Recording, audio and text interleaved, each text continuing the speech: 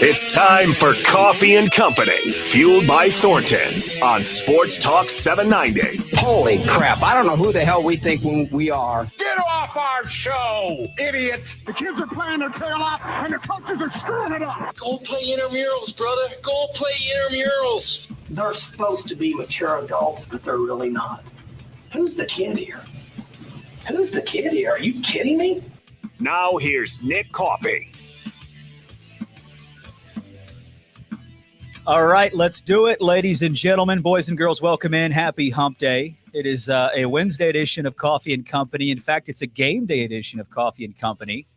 Louisville and NC State, which we're going to discuss that today because, you know, it's a big game regarding like playing North Carolina. They're one of the best teams in the country, and they're a big brand. So typically, when you have a matchup like this, you have the juices flowing, right? You're feeling like, okay, let's go see if we can get a win. I don't know if many people are feeling that way right now, given the situation. And I don't just mean Louisville. I mean Carolina right now. There's a lot of folks who believe they are playing better than anybody. So that's tonight at 9 o'clock. We'll talk about it throughout. But before we get into what I wanted to start with, which is the football news, because Jeff Brom does it again.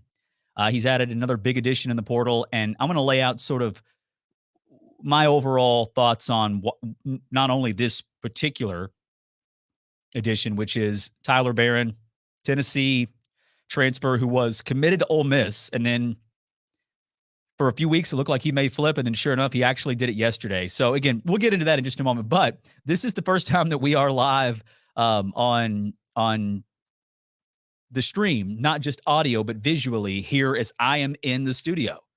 So, you know, I can't see John right now, and we'll get that fixed in just a moment. But I mean, if you could you can't give me the thumbs up because I can't see you, but can you give me a verbal thumbs up? We're rolling. I've checked the YouTube stream and we sound good. Okay. Just I assumed this would work, but I wasn't quite sure. So, yeah, that's rarely do we just kind of, hey, let's just see what happens and it works. And I feel like that's where we are right now. So, you know, that's good stuff. All right. No, I'm here today for a variety of reasons. One, I was out and about, wasn't going to make sense for me to go back home. And I do want to be in the studio in the office, you know, a couple times a week, maybe once a week at minimum. But this has to be the longest it's ever been for me not being here, right? When was the last time I did a show here? It might have been right before. Was it 2023? Yeah. Yeah, I think that's probably when it was. So it's nice to be back. I'm not going to be a stranger. Again, I'll probably bounce back and forth now knowing that we can seemingly do the same thing regardless if I'm here or if I am at home in the home studio. So that makes me happy. Also, I'm here because, you know, there's some big corporate brass in town for my heart. I don't know if you know that or not, John. That's right. The big wigs are here today. Yeah, the big wigs. They're here, and I don't know if I'm going to run into them, but, you know, if in fact I do, it would be nice to, you know, shake a hand, be seen, you know, be a company man like you. I mean, this is one of the days though where I like to not be seen because it feels like our home's being invaded because we're the ones who are here every day. And then there's all of a sudden 30 or 40 extra people. Yeah. But I mean, like they're important people. And that's true. They are. I mean, like it would be not, I mean, if you're in a position to make any impression, you want it to be a good one. Of course. So, you know, that's how I'm. And if they're listening right now, they're like, who's this jackass? I hope that's not what they're thinking. I hope not. And I doubt that's what they're thinking. But at 5 o'clock, they're heading downstairs here at 4th Street Live to do a little happy hour, a little company social night, right? I don't think it's going to be a late night. I'm sure it's just, you know, happy hour, everybody going to get some drinks at 5 o'clock and socialize like coworkers like to do. So we won't be able to do it at 5, but if in fact they're still over there having a good time at 6, I may stop in and say hello and, you know, don't know what to make of it, but hey, I was told, hey, there's going to be some very important people here. And I wanted to at least, you know, be here one day when they're here. So it worked out. But all right, let's just dive right into the football stuff. Before we do that, I'll let you know what you're listening to and who we are. If you don't know, we are, well, this is Coffee and Company. I am Nick Coffey. The company man, Mr. John Alden, is alongside today. And we're going to take you up till 6 o'clock. We are fueled by Thornton's right here. You guys know that already. And I'm not going to do it yet because I don't want to get it wrong, but I know there's some new copy points is what they call it for me, but it's really just incentives for you to become a member of the Thornton's Refreshment Awards program if you haven't already.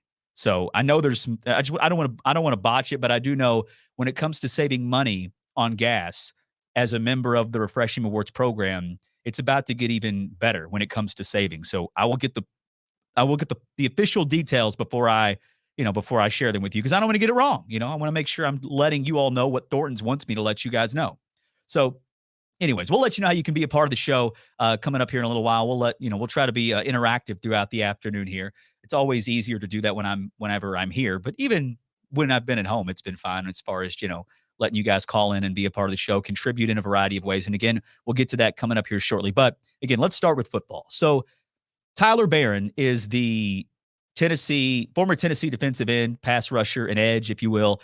And he's a 6'5", 260-pound player. I mean, I call him a prospect because I feel like I'm talking about a recruit, and I guess he is a prospect, but more so for the NFL. This is a guy who has played a lot of college football, and he's pretty damn good. According to 24/7 Sports, he's the number 14 overall prospect in the portal, and he is the number 3 edge rusher. Again, when he initially hit the portal, he committed to Ole Miss, and now he's flipped to Louisville. And NIL clearly was a factor here. If you're following the 502 Circle on social media, I mean, I think their signs make it quite clear that they are appreciative of the support that U of L fans are giving them, because it's helping things like this happen. Going and getting, again, the number 3 pass rusher in college football. So this is the guy, by the way, a couple weeks ago, whenever it might have been last week. I don't know. I'm terrible with time, especially around the new year. But he was the guy putting the hints out there about that he may be flipping. And if you remember, Lane Kiffin responded to it. And I felt better about my inability to read social media, because the responses, and here was the exchange. He had posted something kind of teasing something about Louisville, and then Lane Kiffin quote tweeted it with some emoji. And I didn't know if it was I don't know if Lane Kiffin was clapping at this player, clapping back or whatever. Is that what they say? The young people? I don't know. But it was a sign, but I don't know if it meant, hey, the guy's happy at Ole Miss and he's staying there, or he's maybe going to go to Louisville. But if you remember, the location was turned on his tweet, and it was in Oxford. So I think that made people think, okay, well, he's already at Ole Miss. He's, probably enrolled in school, and, this was probably a late push worth pursuing, given that 2 of his Tennessee teammates have already transferred in.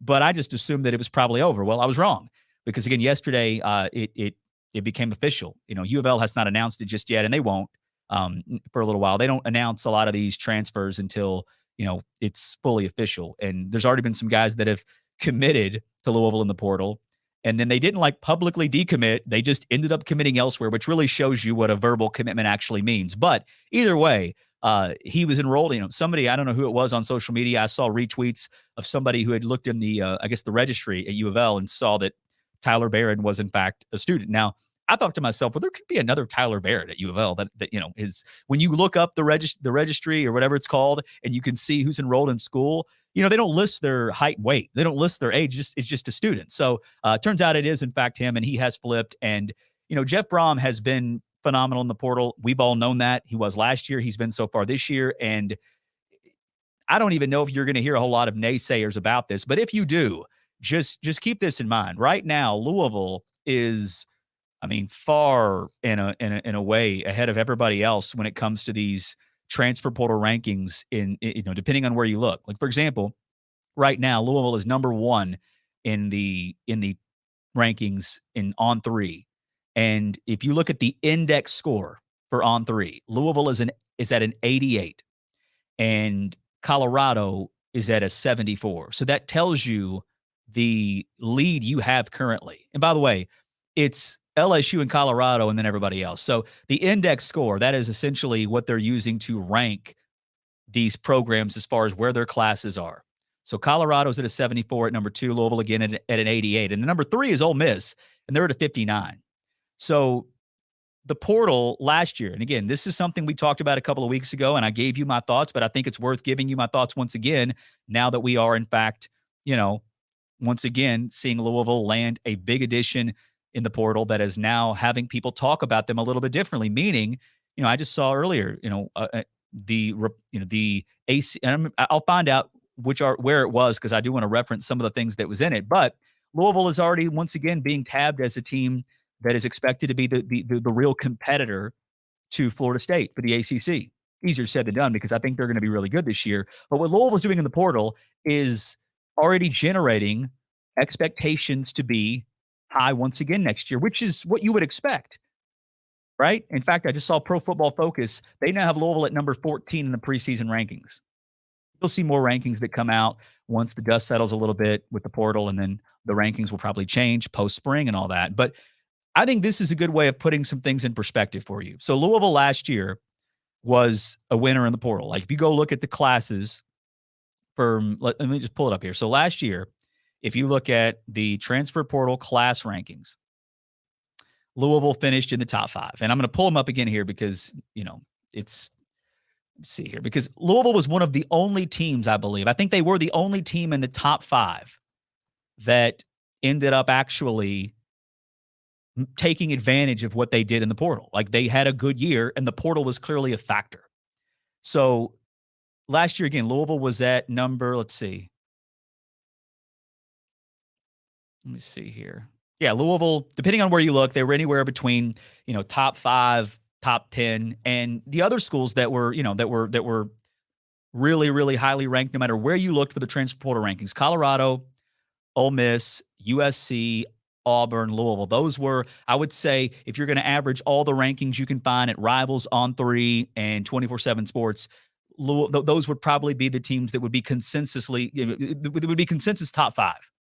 So with that said, Ole Miss and Louisville were really the only teams that took advantage of that. I think it's safe to say that Colorado and USC and Auburn were all very underwhelming, and they were believed to be loaded in the portal.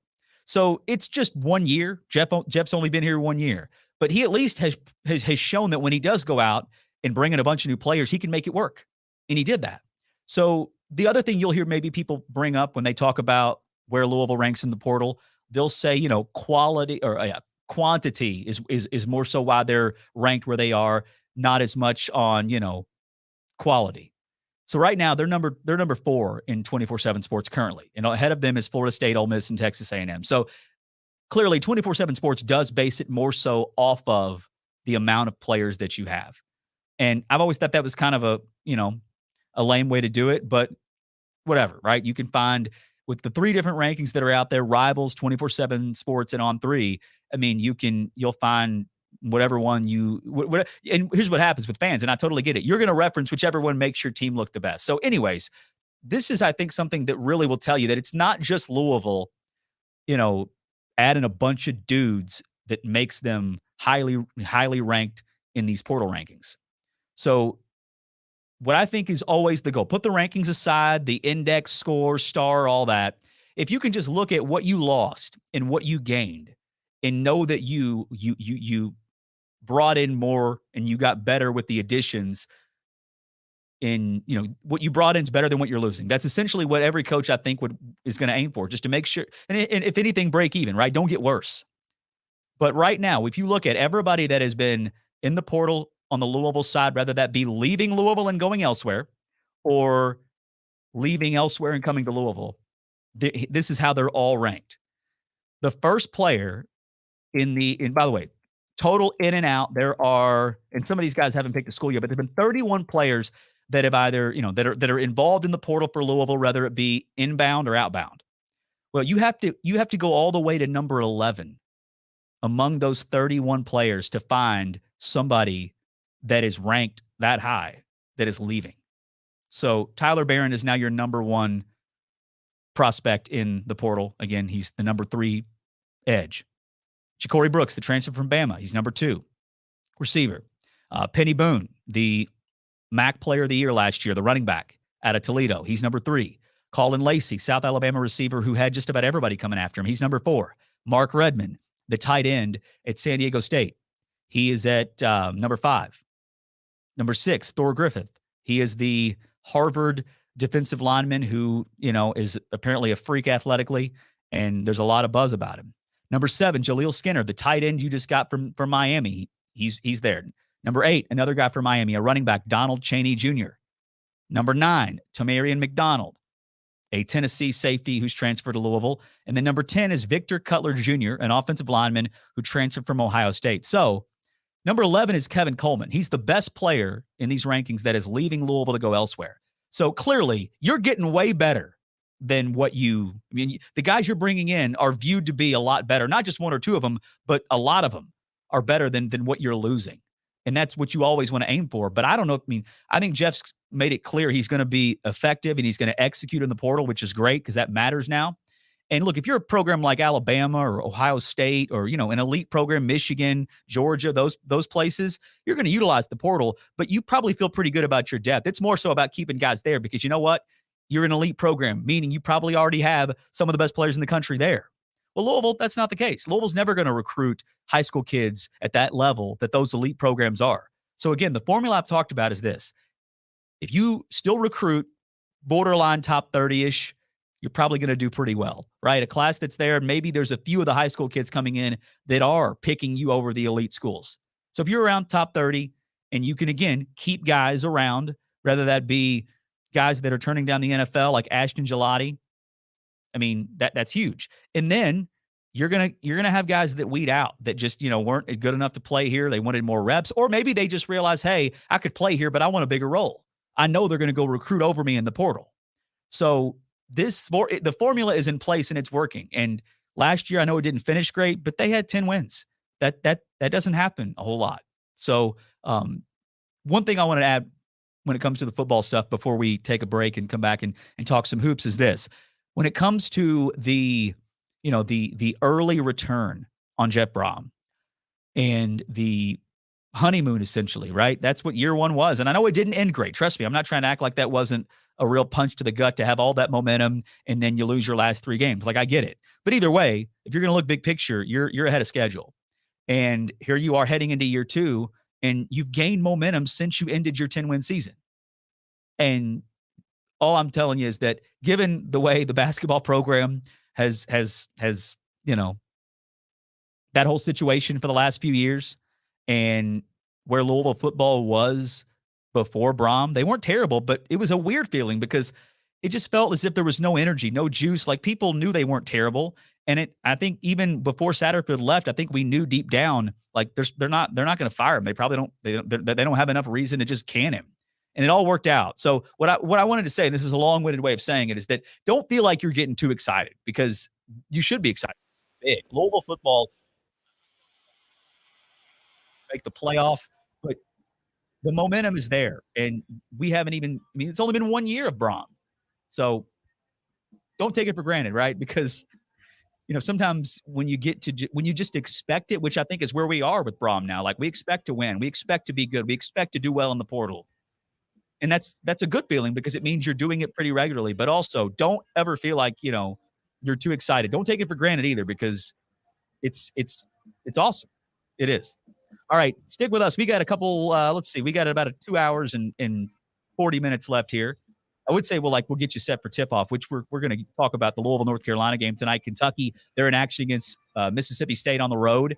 But Louisville doesn't play till 9:00, so it's going to be a late one. And we will have the postgame show too, by the way. So stick around. Well, you probably won't listen all night, but hey, if you're up late and you want to join us at about 11:00, we would encourage you to do that. All right, stick with us. Again, it's Coffey and Company. We are Phil by Thornton's right here on Sports Talk 790.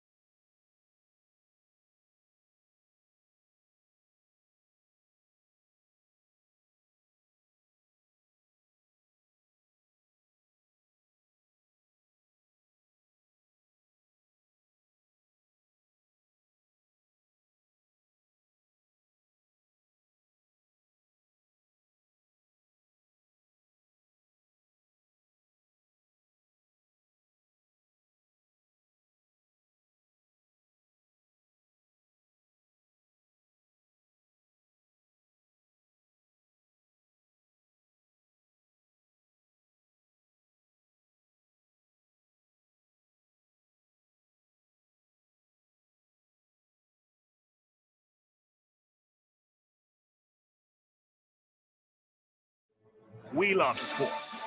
You love sports.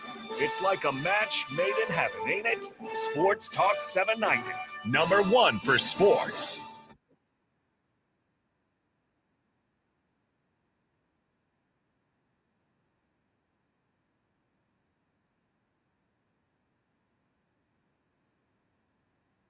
Now back to Coffee and Company, fueled by Thornton's on Sports Talk 790. Give Nick a call at 502-571-7900. That's right. It is Coffee and Company. We are fueled by Thornton's here on Sports Talk 790. Appreciate you hanging out with us here on a Wednesday afternoon. It is game day. Don't forget tonight, Louisville and North Carolina in action. Louisville, last I checked, they were 21 and a half point or 21 point underdogs. I don't know if it's changed since then. So we'll get into some specifics here, and I'm not going to, give you a full on rundown as to what Louisville needs to do to win and all that kind of stuff, because I don't, first of all, I don't, even in a different situation, I'm not sure how great that is for, radio, but nonetheless, like, this is a game that even though they do have, I don't want to say momentum, because then I'll get accused of like acting as if everything's okay, but for who they are, they have momentum. They beat Miami, and they were competitive against NC State, an NC State team that beat Wake Forest last night, who's having a very good year. So put it this way, they shouldn't feel entitled, and God knows I hope they don't. But the players probably have more confidence now than maybe they've ever had, and you're going to need a lot more than confidence to win tonight. But anyways, we'll get into that later. I do want to remind you, though, again, post-game show tonight. It'll be around 11 o'clock, and I hope that you will join us, because it's going to be late. But we'll have some fun with it. That's for sure. We're going to have some fun the rest of the way, too. We got 2.5 hours left here. And if you want to join us and you want to be a part of the show, you can do it. Give us a call, 502-571-7900. That's the number if you want to give us a call. Again, the text line, 502-653-0790. That's the L&N Federal Credit Union text line. Members get more at L&N Federal Credit Union. You can learn more and open your account today at lnfcu.com. All right, so before we get into tonight's action, Louisville, Carolina, Kentucky, they've got Mississippi State. Some decent action last night. Some blowouts, one of them being Purdue and Indiana. Can I just come out and say it, John? Like, Indiana, like, they're not going to make the tournament, right? I mean, like, they're outside looking in. Absolutely, currently. yes. They're gonna have to really get some signature wins down the road. Probably steal a couple road games, and finish with at least probably 20 wins total, and they've still got a ways to go before they can even think about hitting that mark. Yeah, and look, they can, right? Like, they can win. It's just, to me, Edey going off like that, was that more, I'll ask you, right? And I think you'll be objective, right? You're not going to be the guy who's, trying to excuse it like nothing's wrong. You're also not going to be the guy, you'll be straight with me. Did Edey just go off? Because I think you have good bigs that I feel like could have countered him a little bit, but he had 33 and 14. Yeah, well, and our Kalel Ware got in foul trouble very early, and so he got taken out. Mackenzie Mbako got in foul trouble early. He was out. Not that he's a huge guy, but I don't really think Zach Edey is an amazing player. He has a lot of advantages because he's 7'4". He's a giant, and that helps. Indiana just got their ass beat last night. And I don't know if I said this on the show yesterday, but I was thinking it. Indiana could have very well, if they played good enough, won that game. But I also knew that they had the ability to get destroyed, and that's exactly what happened. Yeah, I mean, the one thing that stands out that's really noticeable, just looking at the numbers here, is the fact that, I mean, shooting percentages, they shot it better, but not that much better. They got to the line a lot. You only shot 9 free throws, which you only made 4 of them. That's a big factor, but I'm not sure if that's the only thing. They got you on the backboard, which, Edey had a lot of those himself. But look, Purdue's really, really good. And I believe Purdue is in a position that I can't think of any other comparison. I can't think of any other team that has been like this, maybe other than Virginia. Maybe, and in fact, maybe they are the Virginia, because, and they're so different as far as, how they play and personnel, because to be honest with you, that Virginia team that lost to UMBC and then won the national championship that next year, they had NBA dudes on that team. Now, I don't think any of those guys are playing in the NBA now unless I'm Is Malcolm Brogdon still in the NBA? But he wasn't on that championship team. He was before that. Yeah. He was a part of their choke jobs where they were good and then somehow lost in the tournament. So Ty Jerome, I don't know if he's still around in the league. Kyle Guy, I believe, is playing overseas. But either way, that was a really good team. But maybe that is the comparison. Lost to a 16 seed. That year you lost. Everybody knew you were really good. You beat really good teams. In fact, who won it? Was that 2017?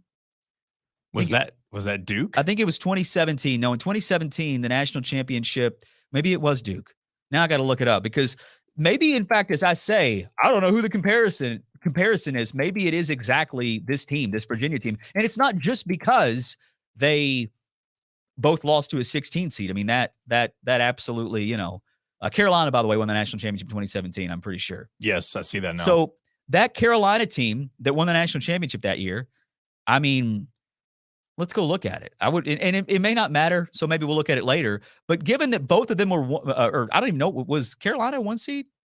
Either way, we know Virginia was because they lost to a 16. So they probably beat the national champions that year once, right? Maybe they played them in the ACC tournament. Maybe they played them in the regular season twice. And if, in fact, Virginia did not beat them, then I'm wrong. But either way, I'm sure they were competitive because they were a good team. So last year, Purdue lost to a 16 seed. Purdue's resume was worthy of being a 1 seed. Like, they were good. So maybe that is, in fact, the best comparison, that this Purdue team, you're watching them play and you see how good they are. And they're really good at what they do. They've got size. They've got good guard play. They have a system. They're well coached. Same thing was probably said about Virginia the next year after they lost to UMBC. And that is that, hey, I'm watching them and they look damn good, but I can't envision them making a deep run because they lost to a 16 seed last year. And that's kind of what I'm doing with Purdue, because when I watch them play, they look really, really good. And I didn't see a ton of last night's game, but I watched them. I think I watched every game of theirs in Maui. And, and I know they've lost to Northwestern and who was the other one, Nebraska? Yeah, and Nebraska's actually pretty good. Yeah. So, and Northwestern's not terrible. So those aren't terrible losses. But, like, I find myself just not taking Purdue that serious because they lost to a 16 seed. But if I just put that out of my mind, I watch them and think, absolutely, this is a team that is without a doubt a national championship contender. So maybe they end up winning it all this year, finally getting to even the Final Four, which Matt Painter's never done, and that'll be a breakthrough for them. But I guess that is the comparison. But I think of that Virginia I don't ever compare Virginia to anybody because they're so different than most as far as how they play, the pack line, slow, grinding it out each possession. So anyways, Purdue is legit. But when I think about teams that I think can win the national championship, I mean, I guess I know that they can, but they never come to mind for me. And then some other games last night that, ended up being blowouts. You had Florida get hammered by Tennessee. But the game I tuned in to see, in a big upset, by the way, Penn State, who's terrible, they ended up knocking off number 11 Wisconsin. BYU did, in fact, hammer Iowa State.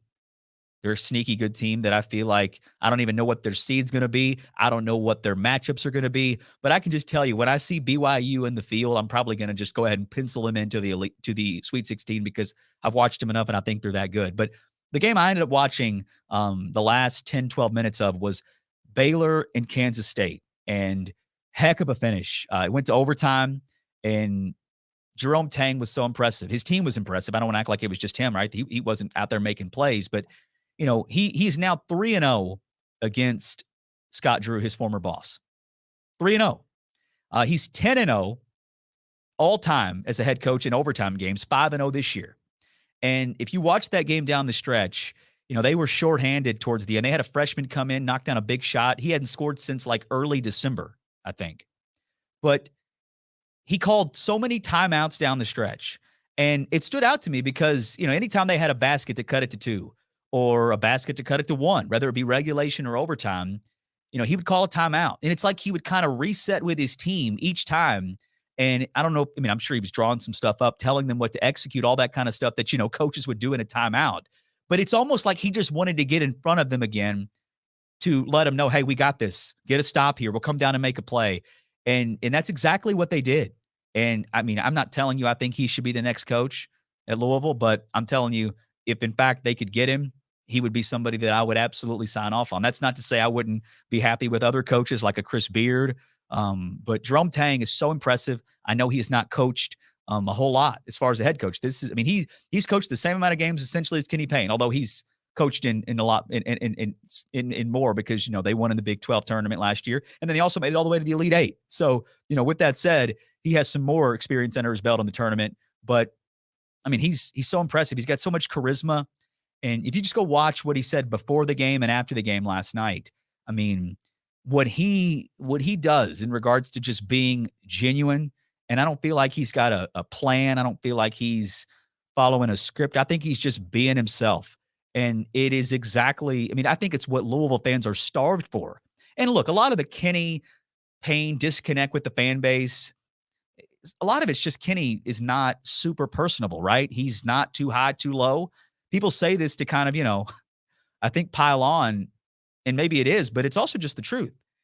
There's not a whole lot of examples to go on, but Kenny's demeanor and what he says and how he says it in a loss and in a win is kind of the same way, which, I mean, don't be fake, right? Because people will sniff out if you're phony, but that doesn't do a whole lot for fans when it comes to being reassured that despite the loss, we're going to be okay, right? Because, the examples, Tang, and I know a lot of people probably didn't watch Jerome Tang last night or see anything from his post-game press conference, that kind of stuff. But he checks the boxes when it comes to relating to the fan base, relating to the alumni, and, just embracing where he is at Kansas State. And if you think, if you're following along, what he's done to ignite that fan base. So if he can do that at Kansas State, imagine what he could do at Louisville. So again, disclaimer, that's not me telling you that Jerome Tang for sure needs to be the guy, but I think they could get him if they wanted to, and I think he would have success here. Now, it all comes down to, does the job actually open up? And that's a question that we have to wait and see. I'm still just assuming that it will, and I know a lot of others are doing the same thing, but, and this is just going to sound mean, but and John, you tell me, you'll be honest. Again, that you're a straight shooter. It's one of your biggest assets here, this show. Saying, I don't want to get my hopes up that Kenny Payne gets fired, despite it being true, there's no way to say that without sounding like a huge jerk, right? Yeah, because I mean, it's like I'm hoping that he has a downfall. I'm praying, and and I guess that is in fact what I'm doing. But it's just the reality of the situation. It's not like I want Kenny out on the street, but he wouldn't be, right? He's making way more money than Yeah. I hate to say more than he should, because what do I know? But he'll have multiple millions of dollars to leave here with if they fire him after this year. Yes, and he'll be happy in another assistant role somewhere else after the fact, and he'll land on his feet in a role that's more comfortable for him. That's also another factor when it comes to him. Like, can he be happy right now? I mean, I wouldn't even dip my toe in the water of trying to assess his joy, his sadness, because he's pretty much the same regardless of what happens, as I just mentioned. But how could anybody in his position be happy with the situation right now? I mean, clearly, I don't think he's happy that his team stinks, but if in fact they do pull the plug and move on from Kenny after this year, there's got to be some level of relief for him. And it won't be like he was blindsided. And if he is, then he's as delusional as anybody on the planet, because he's at Louisville. And again, results matter, and the results are really bad. So anyway, I'm in on Jerome Tang, meaning if he's a guy that they pursue, I will support it, and I will be ecstatic if he's the guy. But he's not the only one. Again, I think you could get a handful of coaches that I'd be willing to say, hell yeah, let's get this thing turned around. Not anybody, right? I'm not saying go pick somebody up off the street to take over, but Jerome Tang is a guy that I'm super impressed with. All right. If you guys want to join in the show today, you can do it. 502-571-7900 is the number.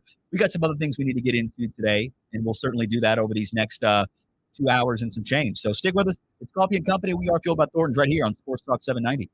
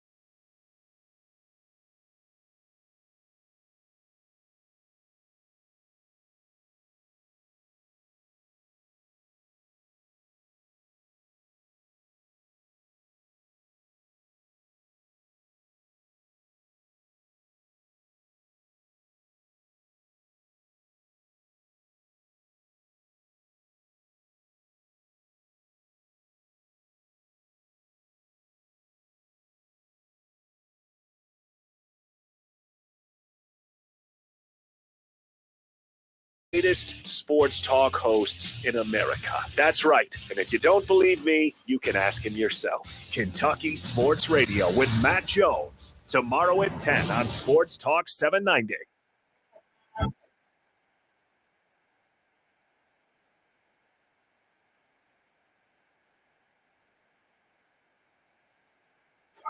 You would never know.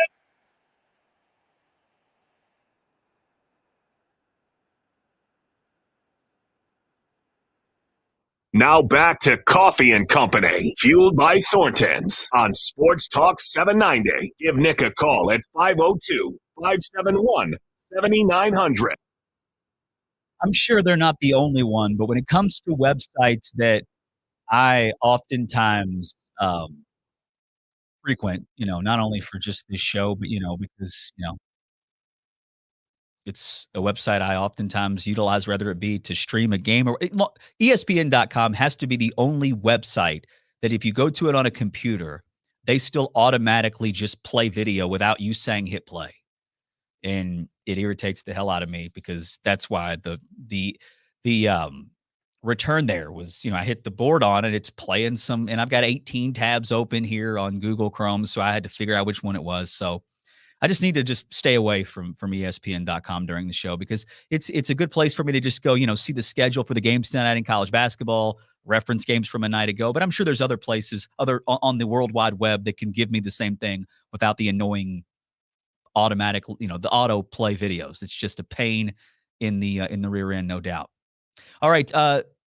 You guys have heard me talk about it for the last couple of days, and there's some folks that I know that have reached out to me personally, people who know me, and been like, wait a second, is that a legitimate advertisement? Or are you just saying that because you feel like you're supposed to, or and they're paying you, or is it real? And it's real. My testimony here, my experience at the Louisville Men's Clinic that I've been discussing is a real one. It's an absolute real story, which, I'm not offended because a lot of people don't know how this works or whatnot, but we don't get into business with people and lie about, the service that we can't do that. So, I can mention a company and tell you why they're great and what they do without me being a, somebody that has at firsthand experienced it, but that's not what this is. I am somebody that is promoting the Louisville Men's Clinic because they have helped me. So you know who they are. They've been around for over 10 years here in Louisville, helping gentlemen that have issues with erectile dysfunction, testosterone levels not being where they need to be. And I didn't think that I had any issue with low T. Just because I'm assuming, there's no way. Like I'm not young, but man, I'm not old. That can't be what it is. So I just chalked it up as life, getting older, when it comes to why I was no longer maintaining the edge that I used to have when it comes to workouts and energy, that kind of stuff. And I found myself being lethargic. I was not changing anything in regards to my diet. And when I say diet, I don't mean like I'm following a specific diet right now, but it's just, watching what I eat, like a lot of us probably try to do. And I'm working out, not to be a bodybuilder or anything, but just because I enjoy it. And also the goal is that if you're working, when you work out, usually, like, I don't know anybody that's ever had a workout. And I mean this, I don't know anybody who's ever worked out, went to the gym, had an experience, did a run or lifted weights. I don't know anybody that's ever done that and left feeling like they regretted doing it. So it's always a good experience, but for me, it's mostly about mental health. But nonetheless, like, I felt like I was no longer getting results. In fact, I found myself becoming a little more flabby, and I'm like, look, that makes no sense. So again, for a while, I just chalked it up as part of life, right? I'm getting older, and it's just, it's how things are going to be. So finally, I just said, look, maybe there's something that's making this happen. So initially, I started off at my doctor. They do lab work, and they didn't let me know anything was off. But I'd heard that the testosterone levels for different, or the overall range where your doctor's probably going to tell you that there's something wrong. It's a very, very big range. So you can be, anywhere between like 300 and 800 or something like that. And I probably shouldn't throw those numbers out there without knowing for sure. But anyways, your doctor is going to need for your testosterone to basically not exist for them to say, okay, yeah, something's wrong here. But that's not, I don't want to say that's a bad thing on a physician, but there are levels that you're supposed to be at or around for your age. So I went and talked to Dr. Wood at the Louisville Men's Clinic, explained everything, and he said, yeah, it sounds like it could be a testosterone thing. So I got lab work done, and I didn't know what to expect, but sure enough, my levels were not anywhere close to where they should be for somebody my age. So since then, the last few weeks, I've been getting testosterone treatment at the Louisville Men's Clinic, and I feel like a brand new man. Energy levels better. I'm not doing anything different than what I've done really for the last month or so, and I'm losing weight. My pants are bigger. Like the flab around my stomach is it's not completely gone, but it's becoming smaller. So again, I can't recommend them enough. I know there are people listening right now, men, I should say, that are listening right now that are in their 30s, 40s, and they've probably experienced the same thing, right? They just don't feel like they have that same edge. They're losing energy. Maybe the sex drive isn't what it used to be, and you're just thinking, okay, this is part of getting older. Well, maybe it's not. It doesn't make you less of a man. It doesn't make you weak. It's just about taking care of yourself. So give them a call, 502-444-4000. Again, 502-444-4000. LouisvilleMen'sClinic.com is the website. So check them out. I think you'll be happy that you did. All right, we got a busy show the rest of the way. We're going to talk coming up here at 4:15 to Dr. Larry Benz of Pro Rehab Physical Therapy. Looking forward to chatting with him. And then also, we have another guest that I'm not going to mention because I don't know if it's actually happening yet. But at 5:30, I am efforting somebody to join us to talk some college basketball. So stick with us again. We got 2 hours to go. It is Coffey and Company. We are Fueled by Thornton's right here on Sports Talk 790.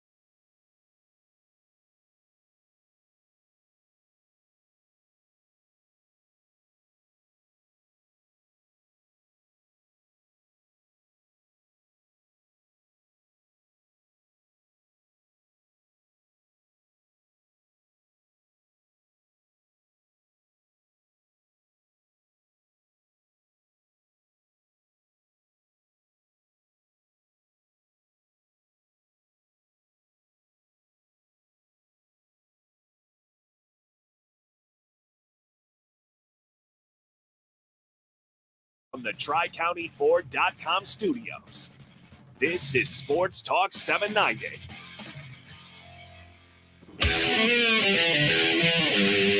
It's time for Coffee and Company, fueled by Thornton's on Sports Talk 790. Now here's Nick Coffey.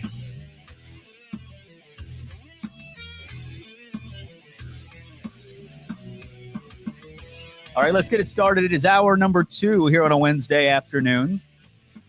Coffee and Company, fueled by Thornton's here on Sports Talk 790. Appreciate you hanging out with us. Don't forget, you can join us on the show if you'd like. Give us a call, 502-571-7900. And if you want to text in, that's also an option. 653-0790 is the L&N Federal Credit Union text line. All right, so we'll get back into the transfer portal stuff here in just a moment because, that's the good news to react to because, once again, Jeff Brom getting it done yesterday, adding this class was already viewed as one of the best wherever you look. In fact, some have them at number 1, meaning Louisville in the portal right now. But they actually landed their best player in the portal a day ago. So they were already viewed as a real winner. And now they've added a guy who, again, is the number 3 edge rusher in the portal. Tyler Barron, who transferred out of Tennessee, then to Ole Miss, and he was there. I don't know. I mean, I guess he was enrolled in school. He lived there, but it wasn't long because now he's going to come to Louisville and finish his career here. And just think about the defense and what it could be. You bring back Quincy Riley and Ashton Gelati, your 2 best defensive players from a year ago who, not only did they make an impact, but the defense was good, right? I mean, this was a good defense last year that I think at times was your strength.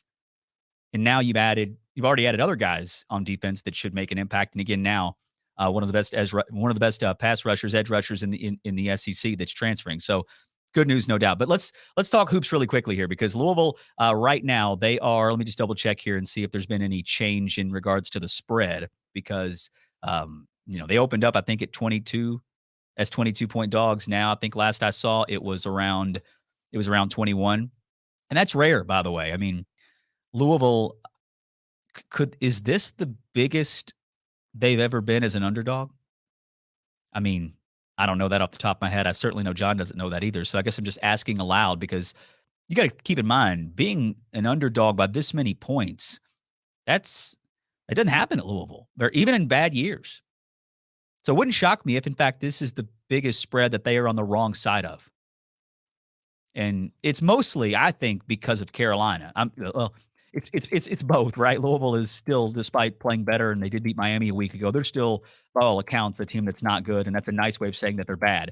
Carolina, we all knew they were going to have a lot of talent this year, and they do. And I think they got up to a little bit of a slow start. I watched them a couple of times and felt like they were a good team, but, just kind of felt like something wasn't clicking. Because when you've got R.J. Davis and Armando Bacot, I mean, you would think that that duo with some other good pieces, which they have, you'd think they would be, one of the best teams in the country. And earlier this year when I watched them, I didn't really feel like that.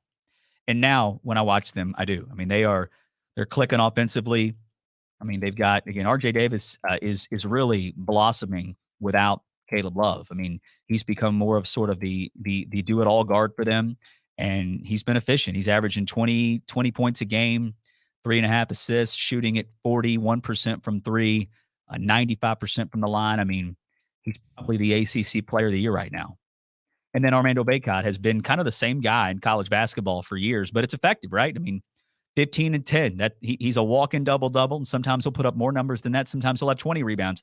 Sometimes he'll have closer to 30 points, but he's getting it done. Harrison Ingram's been a nice piece for him. And then Cormac Ryan, Notre Dame transfer. He is still not shooting it great, but he's playing better as of late. And then you look at Elliot Cadeau, who Louisville recruited. He's a really good freshman guard who is making the most of his minutes. And then I don't know where this guy ranks, but a guy you're familiar with. This will be the first time Louisville is playing, maybe the only time.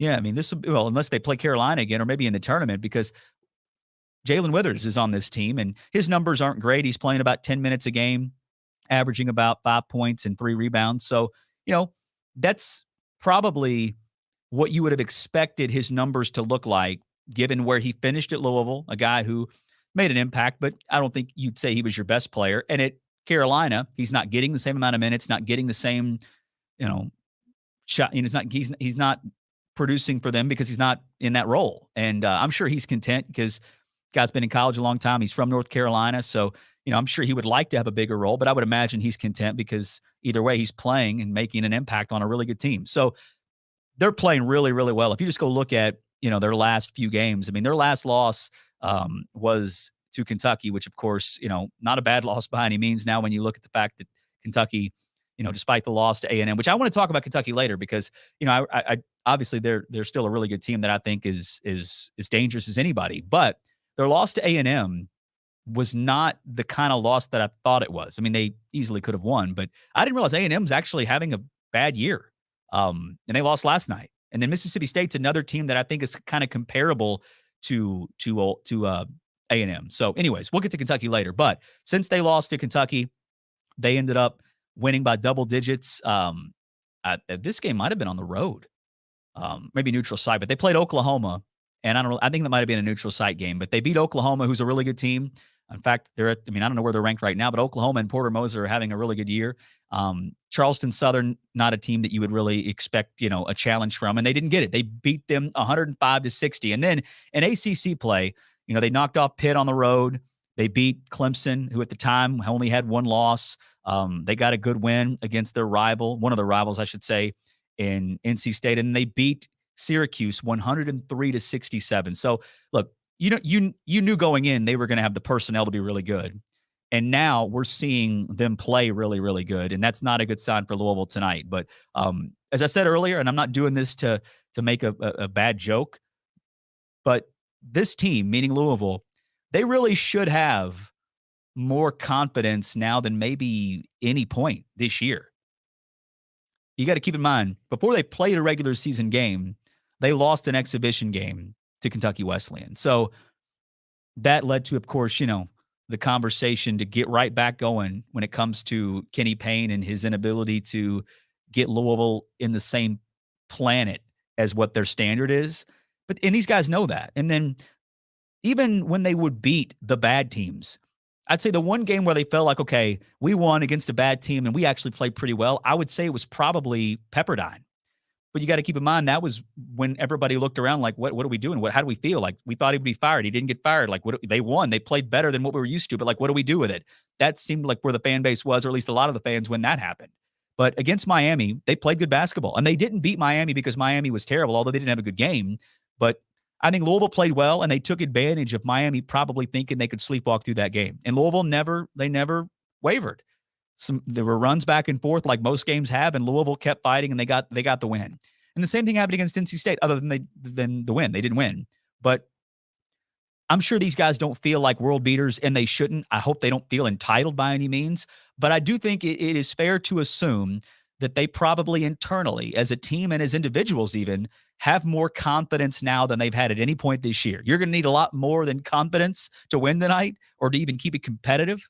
But that's at me at least giving you some type of I don't know if you'd call it a silver lining or not, but that's just me, trying to think of some positive entering this game because it's going to be tough. Carolina is just a lot better than this Louisville team.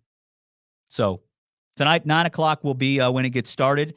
And from there, we'll do the postgame show. Probably going to start right about 11 o'clock. So hopefully you will stay up late and join us. I think if this thing ends up just being here's what I think is going to happen, John. I think the best chance for us to get a lot of interaction on the postgame show tonight is going to be this. It's going to be either a catastrophic loss, like maybe one of the worst losses ever. Like 30 or 40 deficit. Yeah. I mean, 30 would be. That would still be that'd be a lot regardless of who you're playing. playing. 30 would be a lot. But then again, I don't think that would really shock a lot of people just considering they're playing Carolina at Carolina, who is legitimately one of the best teams in the country. So I think that would be, 30 would be bad. And watching it play out that way, I think would be, not good for fans to see. But I don't know if that would be a big enough surprise to where you would sit back and say, all right, another reminder, this guy's the worst, which people may believe that. But when it comes to doing a post-game show and getting people to, I'm not as worried about people who listen, because the percentage of people that would ever call you and interact with your show, whether it be post-game show or this show, is a teeny tiny percent. But, the post-game show is for you all to react. And that's always been the case, but it's really the case this year because I've said the same thing about Louisville basketball for over a year now. And I don't like regurgitating because I know it's the same stuff. And it makes me sound like I'm a miserable person. But when we talk about Louisville basketball, something I care about so much, when the conversation just gets rolling, it does remind me that I am miserable as a fan because this has just been bad.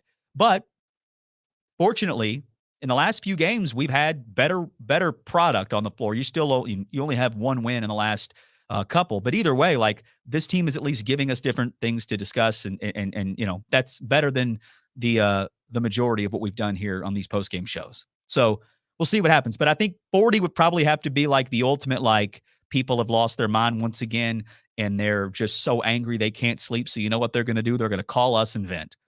I think it'd have to be closer to 40, but I don't know, maybe 30 does it.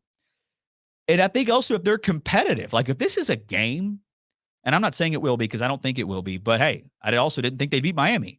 But if this is like a competitive game and they're in it and they lose, I think you'll get reaction from fans that maybe don't want to act as if everything's great now and we no longer need to discuss Kenny Payne's future, but it'll just be like, hey, this is better than what we've been doing for a while, and I know we lost, but hey, it's at least a better experience. And what has been brought up here and there on the postgame show in the last, really all year, but mostly in the last few games, is something I haven't really talked about a lot on this show, is that there are young players on this team that I think have a lot of potential. And I think regardless of who the coach is next year, I think guys like Tyler Johnson, Curtis Williams Jr., even Caleb Glenn, I think those are guys that, like, whoever's here next year, you want to keep these guys around because, again, they're showing that they've got a lot of upside. All right, let's go to the phone lines. 502-571-7900 is the number if you want to jump in and join us. Let's welcome in Richard. Richard, you're on Sports Talk 790. What's happening? Good afternoon, Nick. How we doing? Fine, thanks. And I don't think you're a horrible person at all. Well, thank you. Thank you. Appreciate that. The way I look at it, I try to apply logic to the situation. Goodness, I've been watching U of L basketball ever since Wesley Unseld scored 50 points as a freshman. So I've been a fan for a long time. I figure for every game that he's the coach, and there's, 10,000, 12,000 empty seats. That's $100 a seat when you include parking and food and all the rest. So that's $1 million per game. I don't know how many home games we have left, but you can do the math. And then his one loss record is dismal. And then I saw a thing today that he was the worst hire in all of basketball, in college basketball, by one poll. But the problem is when you try to apply logic to all this, you come up empty because all the logic says he should go. I think he's an honorable man. I think he's a good guy, and from all I can see, he was a good assistant coach. But the only element that nobody likes to talk about, I don't hear a whole lot, this was a political hire. This was a hire that the administration of University of Louisville is going to be very involved in if it's an unhired, if it's a termination. And unfortunately, in those political discussions, logic and economics do not prevail. But a whole generation of fans is going away because they're not being developed. So I'm for a change, and I'm for a change tomorrow because every day he stays, we're 3 years away from relevance, portal notwithstanding. So I'll hang up and listen to your comments. Thank you, Richard. I appreciate the phone call. And thank you for saying I'm not a terrible person. It means a lot. I take that as a compliment. I know that's probably the lowest standard anybody would ever hold for themselves. Just don't be a terrible person. But hey, I'll from what I get from people on the phone lines occasionally and the text line and on social media, that's a compliment, Richard. So thank you. Look, when it comes to the hire and the firing, if in fact that happens, yeah, I mean, I don't know if he mentioned it was a political hire and the university was going to be very much involved. And I think what he means, and I don't want to put words in his mouth, but essentially that it wasn't a situation where the athletic director just made a decision and that was it. Now, that's not really how it ever works because there is a formal process to make big decisions like firing a coach or hiring a coach.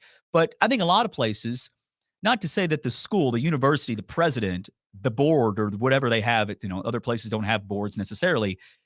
I would assume that there's oversight, right? Like they're going to do a little bit of looking at it, but they trust the athletic director and they're not going to get in the way. It's really a rubber stamp, right? Like, hey, we approve it. You've done your homework. You've presented why you're doing it. We're good to go.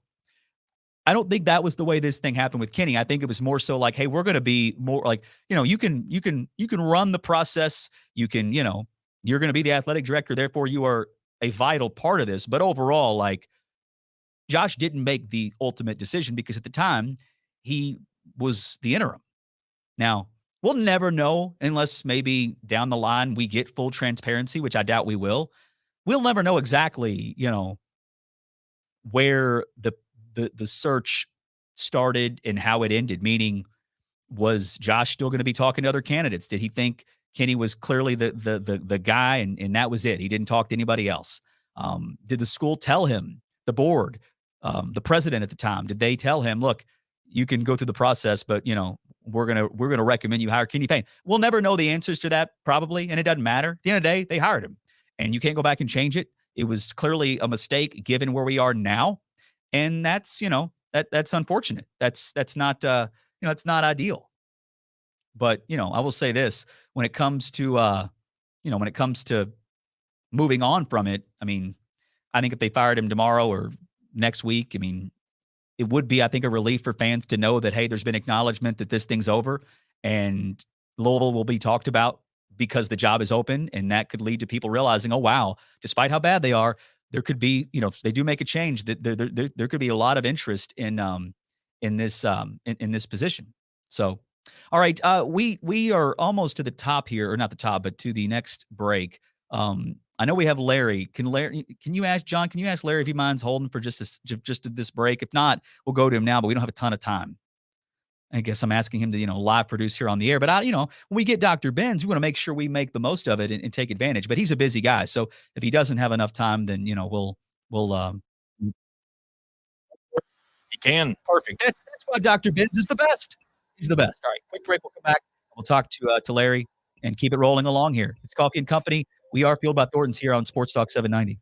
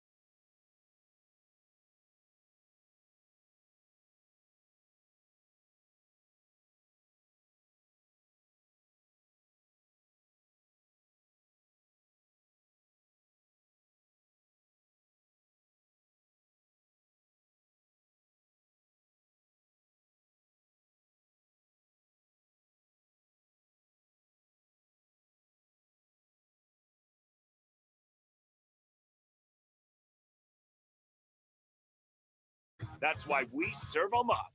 Sports Talk 790.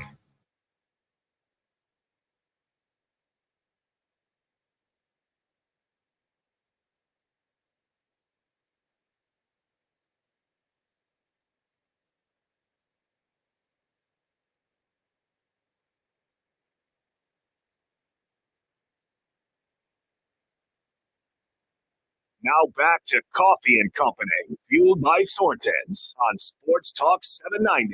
Give Nick a call at 502-571-7900. All right, we're about halfway through the show here. We got a lot more to get into, and we are now welcomed by our man, Dr. Larry Benz of Pro Rehab Physical Therapy. How are we doing today, Dr. Benz?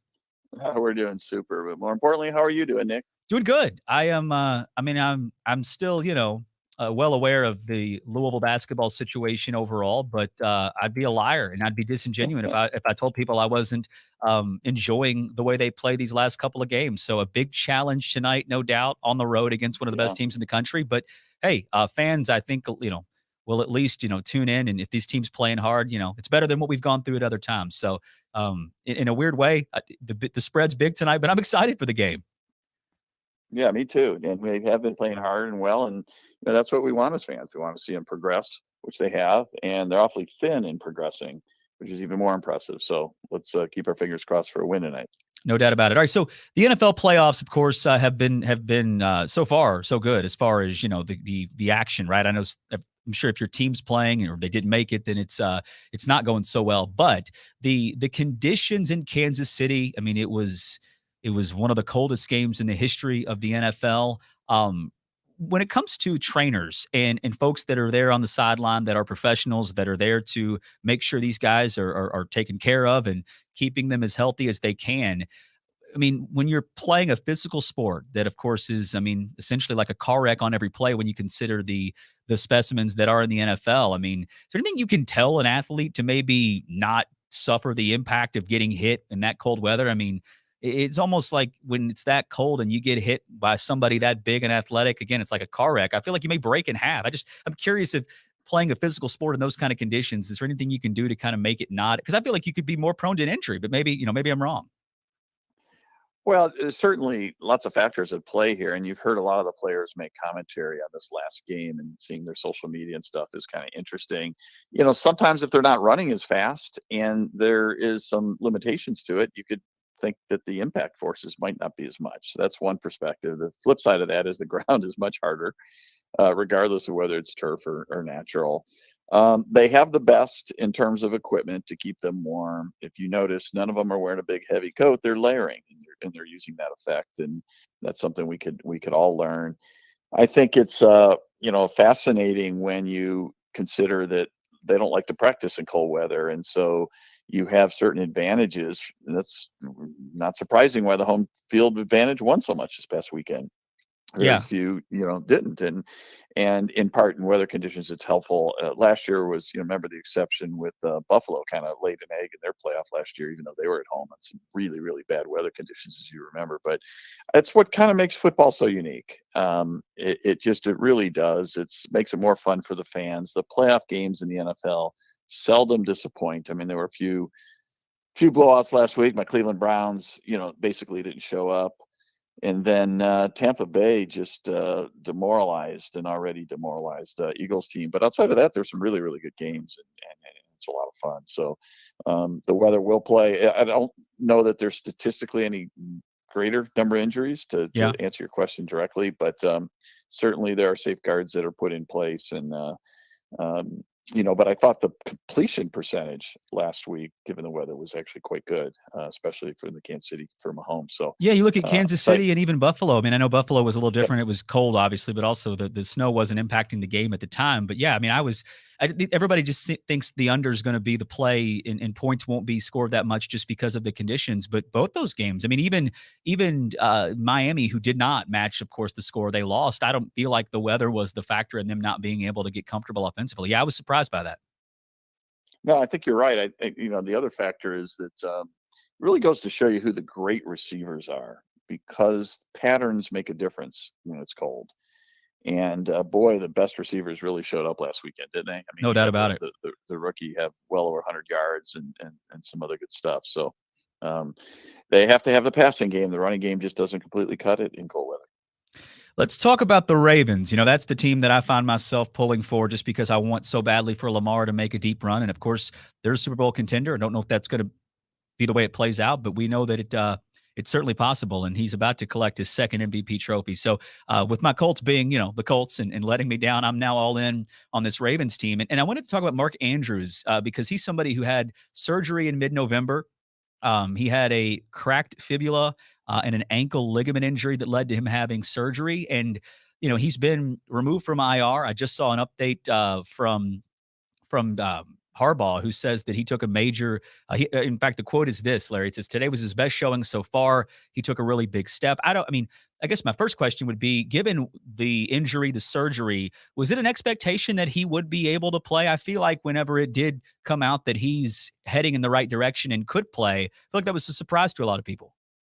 No, it absolutely was. It's an extensive surgery. Anytime you have an open repair like that. And so you're looking at 6 to 8 weeks, and they're right on the cusp of that. Will he be playing extensively or used in certain packages? The latter would be my guess. But he's really, really important to Lamar's success.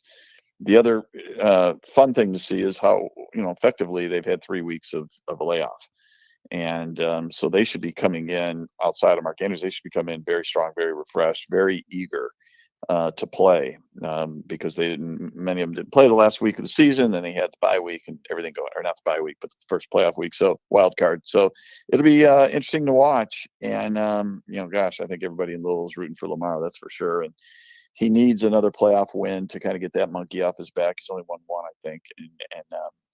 He's an MVP, the youngest MVP 2-time in history of the game. And so we're blessed to be able to call him part of Louisville Cardinal history. No doubt about it. And obviously he's about to win the MVP award, which is the biggest honor for an individual player. Maybe that along with a Super Bowl MVP, which maybe he gets that as well. But it has been great to see the NFL representation from the Louisville representation, I should say, in the NFL. I mean, if you look at it's not as if they've got the most out there when it comes to programs that have guys in the NFL playing in the playoffs, but Lamar obviously doing his thing. And then Jair, one of the best defensive backs, and had a big interception for the Packers in their win. Yaya Diaby, a great rookie season.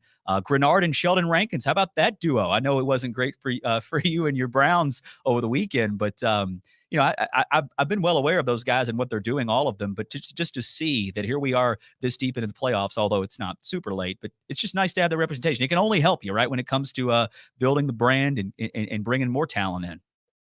No, that's exactly right. We also don't forget we had Christian on the Browns on the left tackle. Oh yeah, position, that's right. That's right. Their third tackle of the year.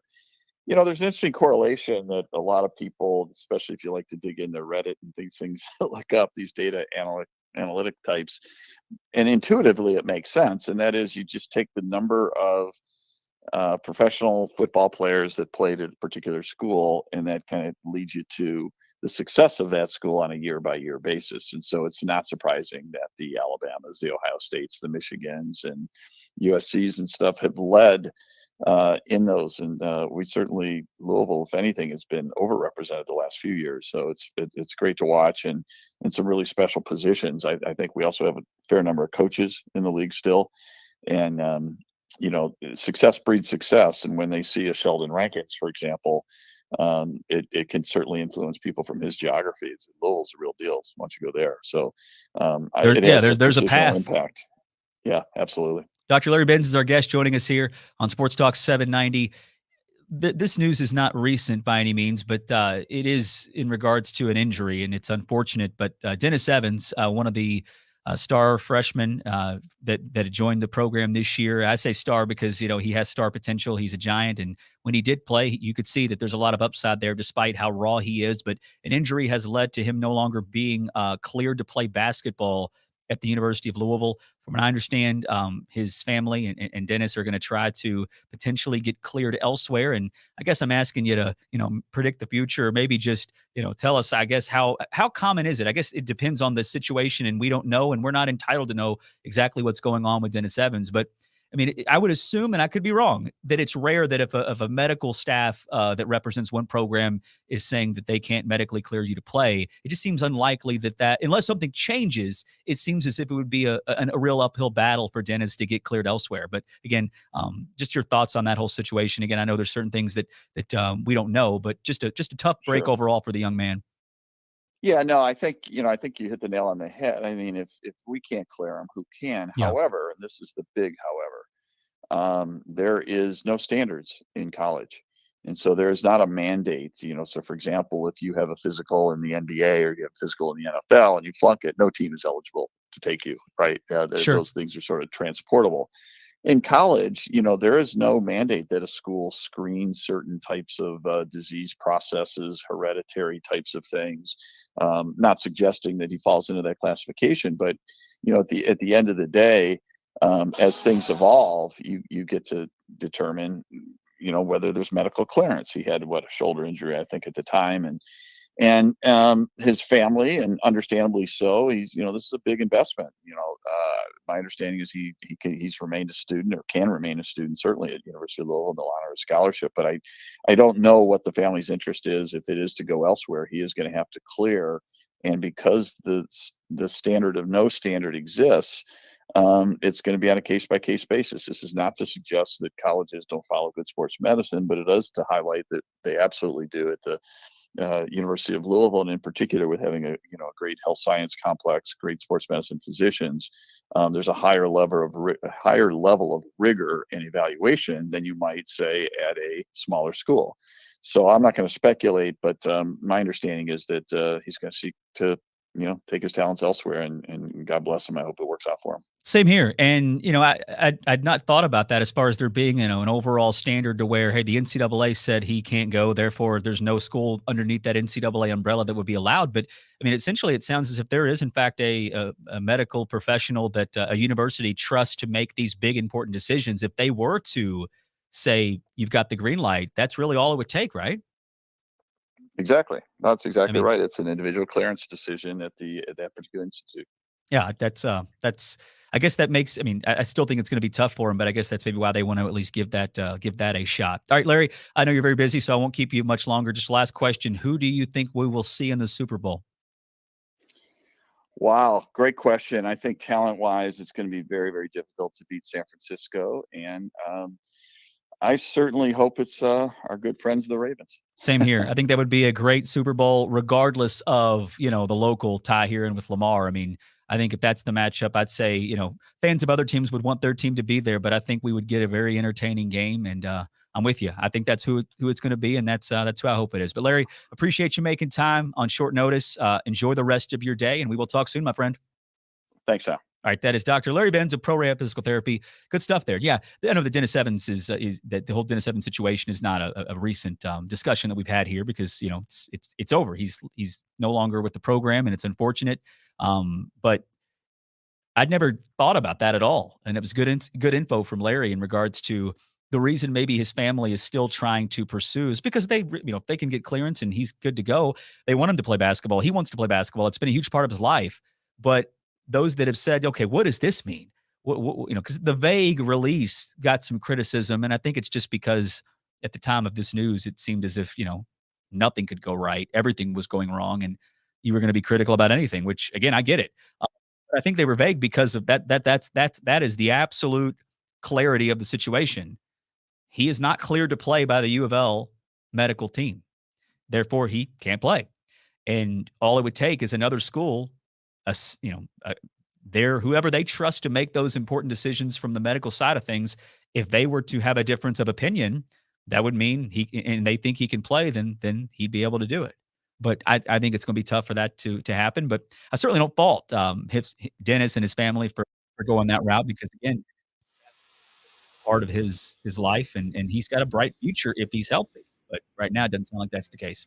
All right, we're going to keep this thing rolling along. We'll talk a little more about this matchup tonight, not only the Louisville, North Carolina game, but this, I'm telling you, I think this matchup between Kentucky and Mississippi State should be a pretty good one. Mississippi State's a team that I've watched them, and I feel like they're pretty good. I like their coach, Chris Jans.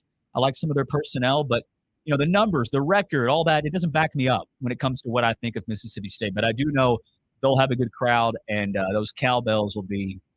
Actually, can they do cowbells at basketball? I know it's a football thing. Either way, we'll get to it on the other side. It's Coffee and Company rolling along here. We are Fueled by Thornton's on Sports Talk 790.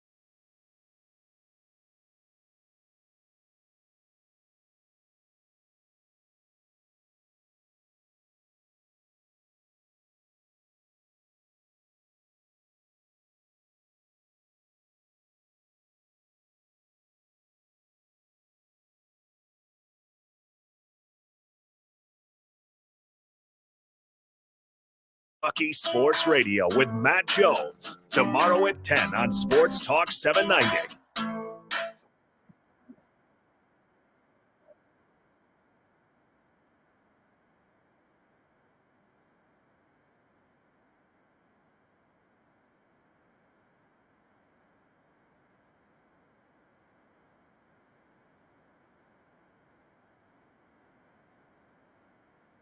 Now back to Coffee and Company, fueled by Thornton's on Sports Talk 790. Give Nick a call at 502-571-7900. So Kentucky, Mississippi State tonight. Right now, if you go to various sports books, you're going to see the same spread. That is Kentucky -6.5. You touching this one, John? I mean, I'm not. I thought about it. I made my parlay for tonight last night before I went to sleep, and I'm not touching this one. Yeah, I probably won't either. Although I think the safe play is Kentucky to cover, just because I think they're better. But again, I'll admit they ended up losing, which I knew was possible. But I thought A&M was having a better year than they're having right now. A&M is 10-7 overall and 1-3 in the SEC. So, most of their losses have come against pretty good teams. In fact, their worst loss happened last night following their win against Kentucky. They lost to Arkansas, who's also having a very down year. But Ken Pom has this game tonight between Mississippi State and Kentucky.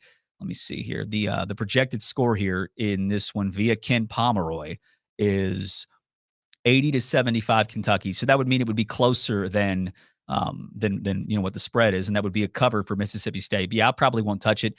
The total is sitting at 155.5, and the Ken Pom projection has it at 155. So I kind of lean to take the over because Kentucky can score a lot of points. Although Mississippi State, they're a really good defensive team. Right now, they're 26th in the Ken Pom at 12-4, and they're a mystery right now, man, because they don't have great and well, I guess they're not really a mystery. They played a weak schedule. That's just the reality of it. They did play competitively against Alabama in a game they lost, and they beat Tennessee. So that is a good win for them. So I take that back. That is a good win. But the rest of their wins are against teams that, they probably were just expected to beat. And then they have 2 losses that were back-to-back that are bad losses. They lost to Georgia Tech, and then they lost to Southern, who's in the 200s. So defensively, though, that's where they stand out. I mean, if you look at just the Ken Pom adjusted efficiency defense rankings, they're number 9 in the country. So this will be a real challenge for Kentucky. In fact, I would be willing to bet that this is probably the toughest team they've played defensively up to this point. Yeah, because right now, I mean, Carolina, in fact, is better. So Carolina is a team they played and they beat. So therefore, they have been tested by a really good defensive team, and they came up with without any issues. They won the game. So this should be a good game, I think, just because I think Mississippi State's going to be up for it.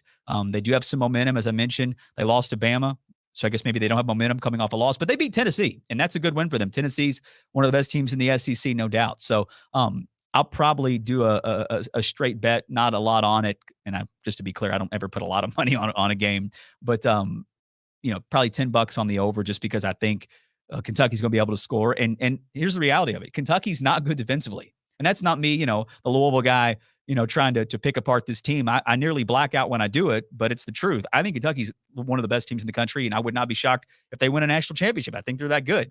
But they're as good as they are because of the depth they have, and they can score. They're so good offensively. Defensively, they struggle to keep guys in front. And I don't know, I don't know how good of defenders these guys are going to end up being when it's all said and done. And I mean, Wagner, Reeves, of course, is a grown man. He's 23, 24 years old. So he's probably as good as he's going to get in every role. But, he's not a great defender. In fact, I think Calipari has at one point said that he believes he's the best defender on the perimeter, which is a bad side for them because I don't think that's a strength of his. But either way, the other guys, it's probably more so just learning how to play defense, right? I don't think it's an inability kind of thing. Like, I think Dillingham is quick and clearly could be a great defender, but at times it's, he just has a tough time keeping guys in front.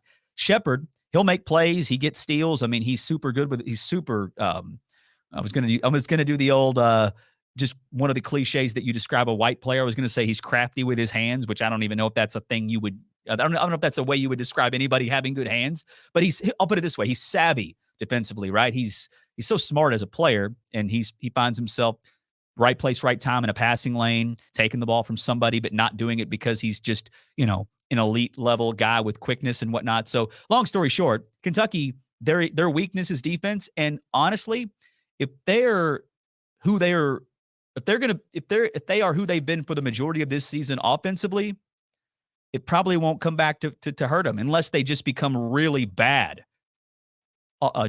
defensively, which they have been at times. But right now, Kentucky, offensively, they're number 8 in the country when it comes to KenPom when they're in their efficiency. And I believe when it comes to just points per game, they're up there too, maybe in the top 5. But defensively, they're 55th, which isn't terrible, but it's clearly, not the strength of this team. And for the most part, it hasn't mattered because, again, they can score and run with anybody. But Mississippi State's a team that I think you can assume they're going to want to slow it down and, grind it out, make Kentucky take a tough, challenge shot in the half court. And they're probably, not only are they not going to run because it'd be a real disaster if you try to run with this Kentucky team, in my opinion, but that's just not who they are. So this matchup, I think for Kentucky will be a good test for them. They're better. So if they win, it's not like they've accomplished something substantial, but put it this way, it'll be a quad 1 win on the road. And those matter. Those have value. But one guy that I want to talk about really quickly here, that if you watch the game tonight, and I'm assuming there's probably many of you that have not watched any Mississippi State basketball at any point this year, and I get it. They're not an elite team. They're actually not that entertaining to watch. And, why would you tune in unless you bet or something like that? But they've got a guy on their team, a freshman who I love. He is he's a little guy. He's 5'10", 190 pounds. His name is Josh Hubbard, and I think he's the all-time leading scorer in the history of Mississippi high school basketball. And let me pull up his numbers here because he's just been, he's had games where he scores nearly 100 points. And the reason I'm familiar with this guy is because when Louisville was, of course, trying to, put together utilize the final scholarships that Kenny had, Josh Hubbard became available because if you remember, Ole Miss moved on from Kermit. Was it Kermit Davis? Is that his name? They moved on from him and they hired Chris Beard. And I don't think Chris Beard wanted this kid. He wasn't, he was like borderline top 100, 3-star, 4-star, depending on where you looked. But so far, he's averaging 15 points, a couple of boards, and he's made a ton of threes this year. He's shooting it right about 40%, and he's fun to watch. And he's doing all this in just 25 minutes a game. So he is instant offense. He'll at times remind you a little bit probably of Dillingham because he'll get hot and need a heat check, maybe be a little bit out of control. But he's I wanted Louisville to go after him just because I thought he looked like a guy that, they needed a point guard, right? And or needed more guards, I should say. But they didn't pursue him. He ends up at Mississippi State, and he has had a great start to his career. Against Tennessee, when they beat Tennessee, which again, it's a big win for them, he had 25 points and shot 50% from 3.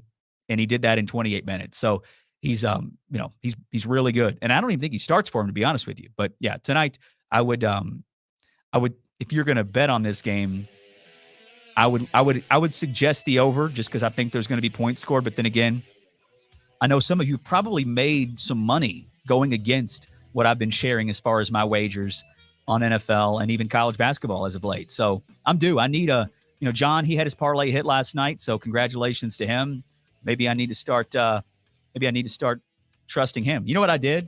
What did you do? It wasn't anything you did. I bet on Indiana last night. I bet on Indiana. Just very glad I didn't do that. Just because I thought they'd be competitive, rivalry game, and didn't work out. So, anyways, we got another hour to go. We will finish strong here. There's a lot I want to try to get to here in this 1 hour that we have left. So stick around, and if you want to join us, you can. 502-571-7900 is the number. It's Coffey and Company. We are Fueled by Thornton's right here on Sports Talk 790.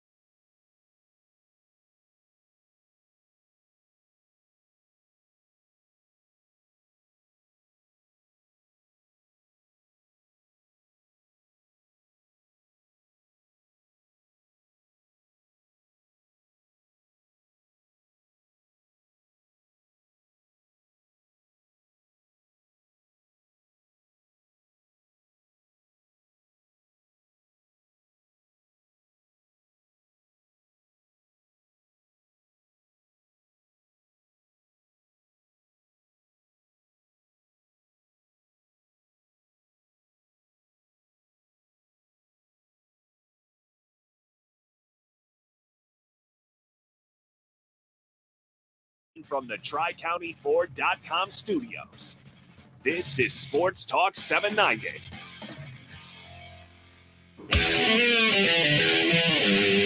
It's time for Coffee and Company, fueled by Thornton's on Sports Talk 790. Now here's Nick Coffey.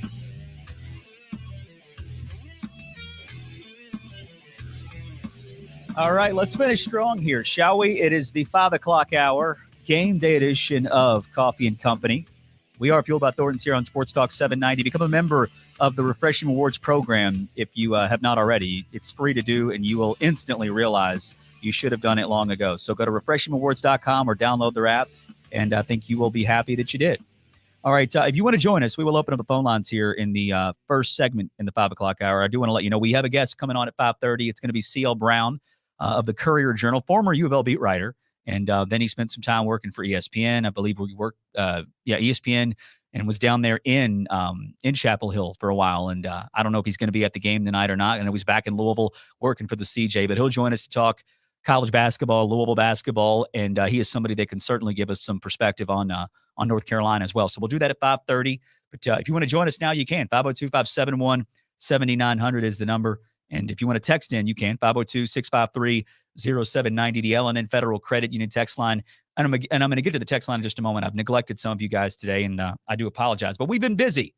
And I will reset this for those just now joining us here. Maybe you're just not getting off work, or maybe you're joining us for the first time for whatever reason. The Louisville football program is continuing to kill it in the transfer portal. And specifically, the main reason I think we can all assume is the one, the only Jeff Brom, who was off to a great start last year in the portal. And now this year he's taken it to an even different level.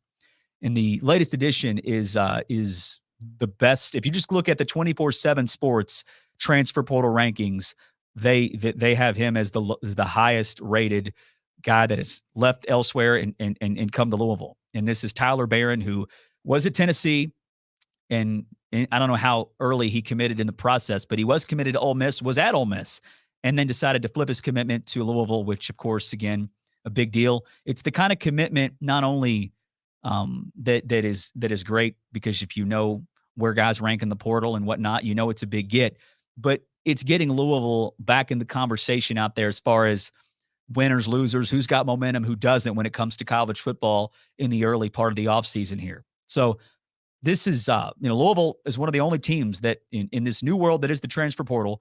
Last year, Louisville was one of the only teams that by all accounts was viewed to do really well when it comes to these rankings and then actually get good results because of the portal. There's others that were viewed as big winners and they didn't have good years. USC, clearly they beat Louisville, but I'd say they had an underwhelming year overall, top to bottom. Auburn, they were super underwhelming. They were viewed as a big winner in the portal last year. And there's some others, but it doesn't matter. But what I'm saying is that you may hear people bring up the portal as, hey, it's not the quick fix that everybody thinks it is. And I'm sure there are people saying it. I've heard some say that. And usually it's just, jealous fans of other teams who see Louisville doing well in the portal and think it's all, well, no, they're only ranked high because of the amount of players they have and not how good they are, which clearly Louisville does have a lot of guys right now committed in the portal. I believe, let me just double check here. I think their class may be ranked. Let's see here. I want to say 25, but that just sounds crazy, meaning like it sounds insane to think they've added 25 players in the portal. But so right now, it looks like Louisville is in fact close to around that number. I'm not going to count all these. It doesn't have the total number here. But what I think really puts in perspective the additions here so far this offseason, meaning the guys that have decided to come here that were big gets, that picked Louisville over at times big programs. But if you look at every college football player that is in the portal with Louisville tied in some form or fashion, meaning a player that's leaving Louisville or a player that's coming to Louisville via the portal. If you just look at everyone, and there are a total of 30 that are ranked. And again, it's a mixture of guys that are either coming to Louisville or leaving Louisville.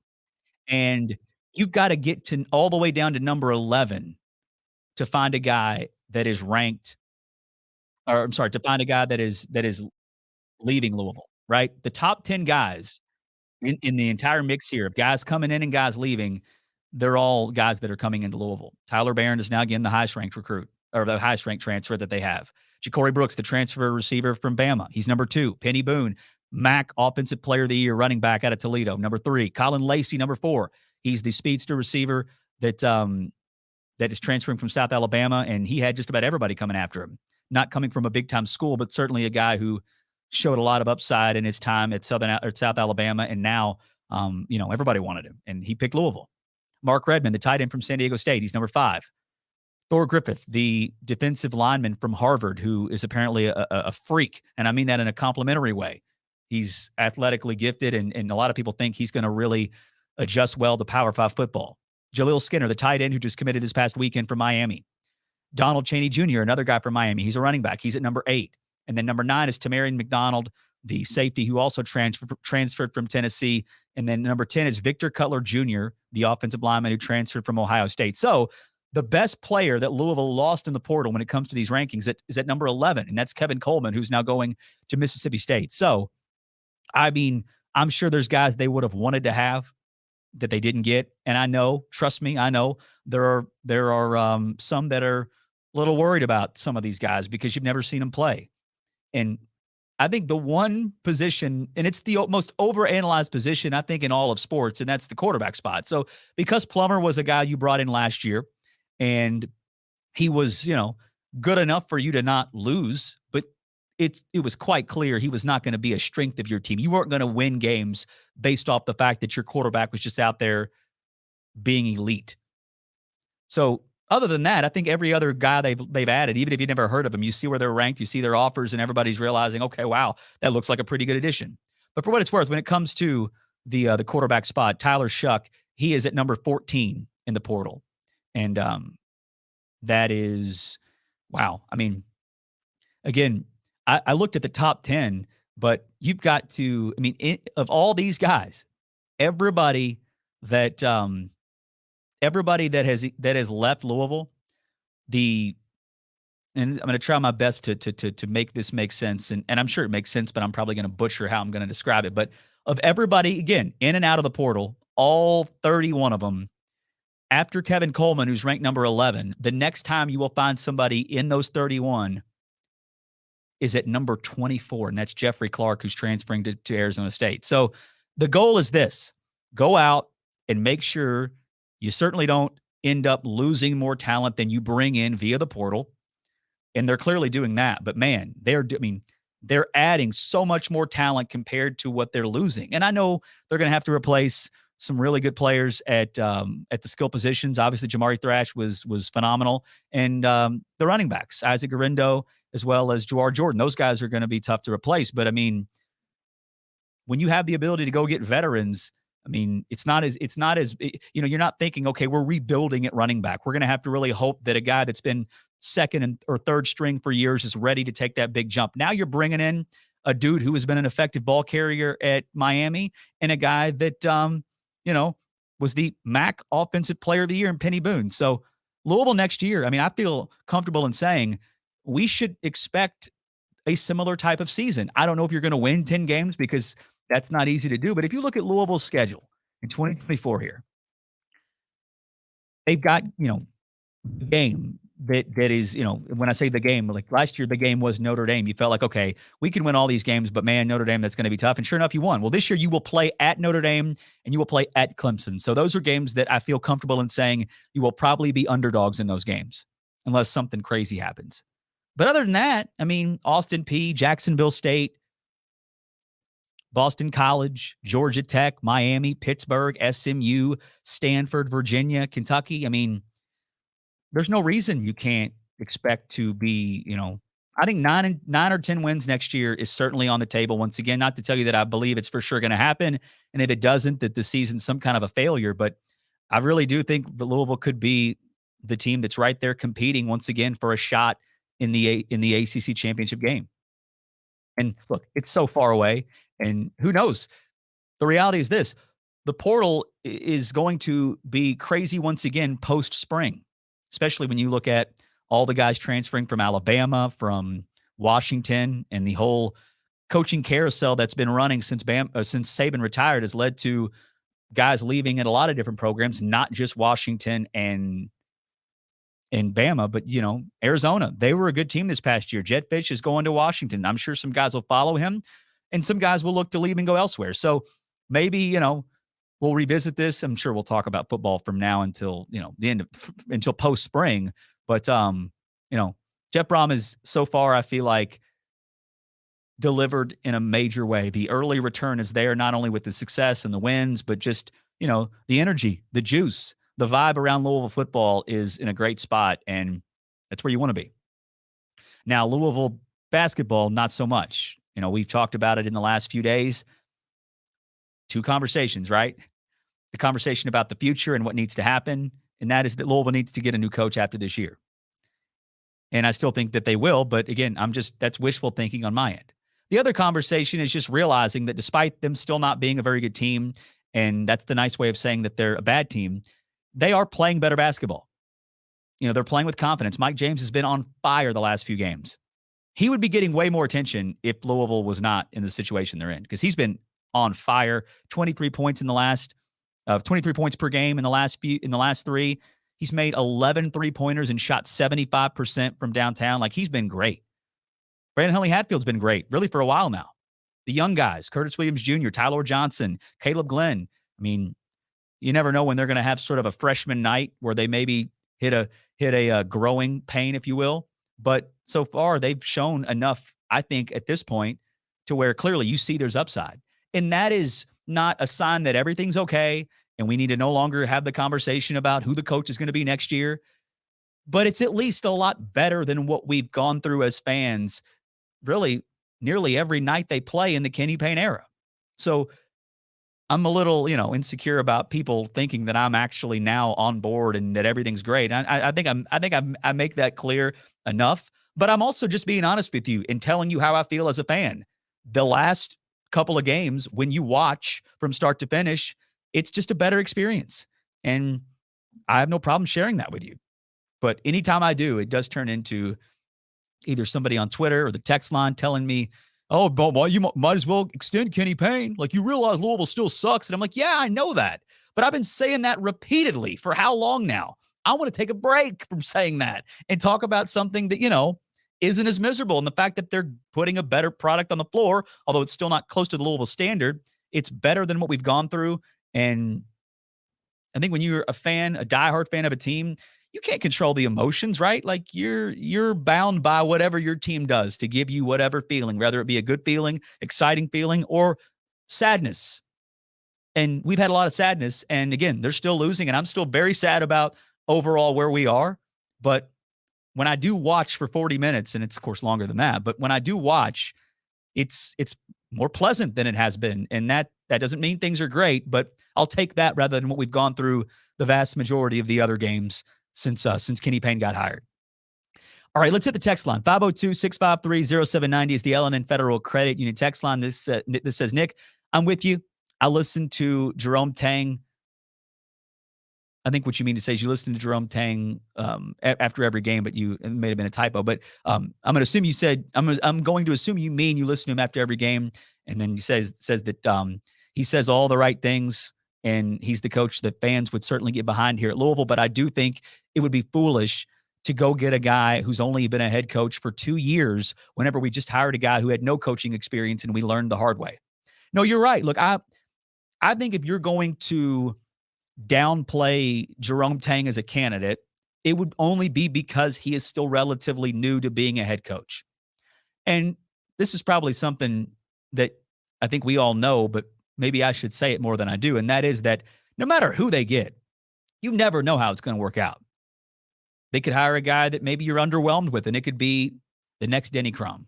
I mean, that'd be tough to do. Nobody will ever be Denny here at Louisville, but you know what I mean? Like, there could be a guy that maybe doesn't check the boxes and it wasn't your first choice, but a few years down the line, it could be a phenomenal hire. There could be a guy that you think is the best fit, the best guy, and it doesn't work. I mean, Chris Mack was the ultimate hire at the time that everybody said was, if you can go get him, go get him. He's the guy. And they did. And early on, it was great. And then it, wasn't.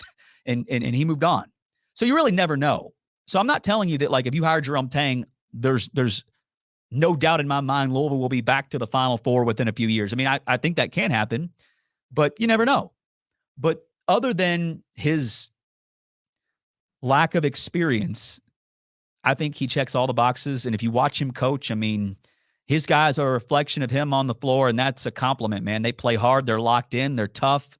They have a very, very I don't want to say they play like cocky, but like they have a lot of internal confidence about what they do, and not just on an individual level players, but I mean as a group. They're so connected on the floor when you watch them play.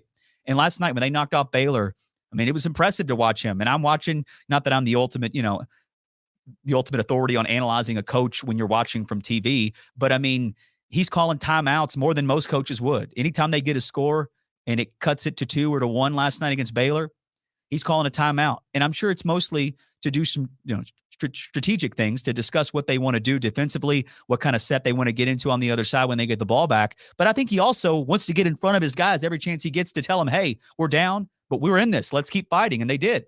They took it to overtime, and then in overtime, they were down 5, and they never flinched.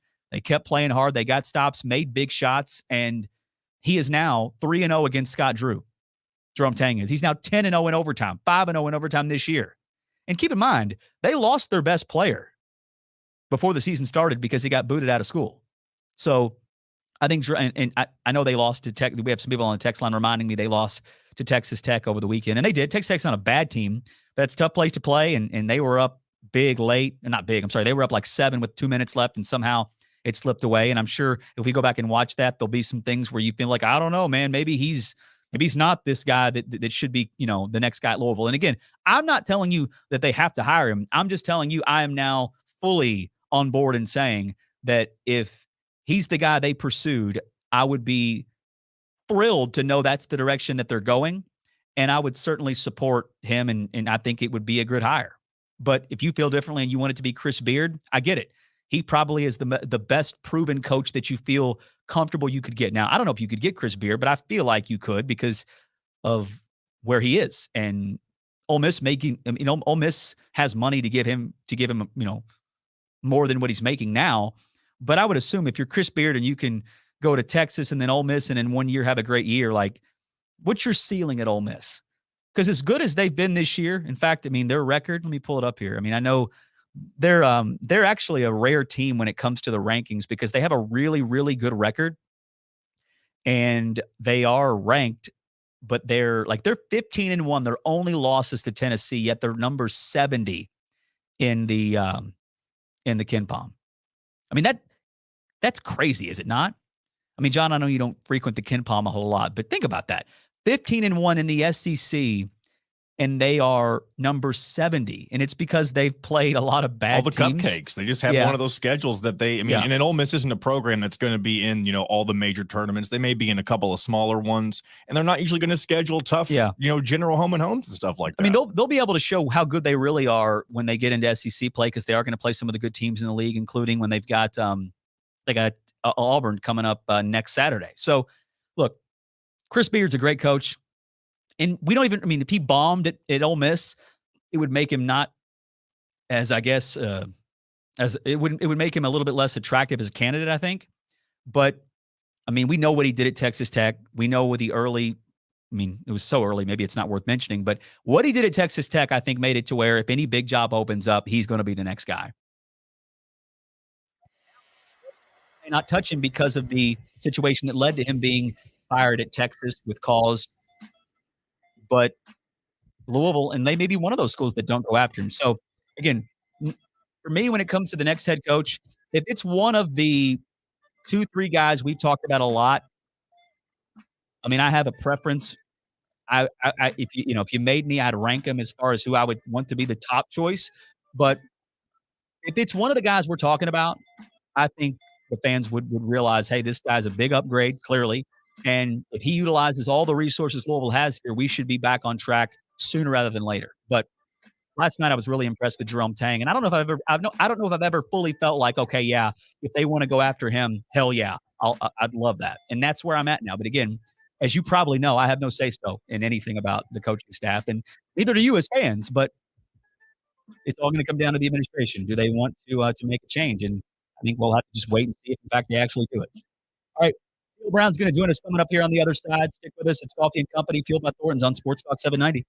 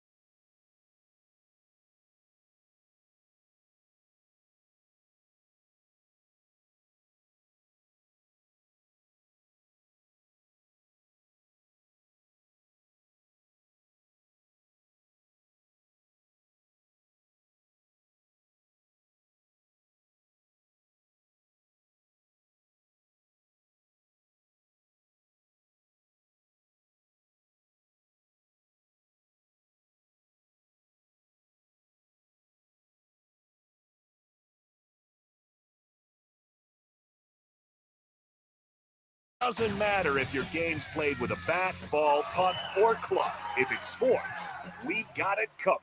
Sports Talk 790.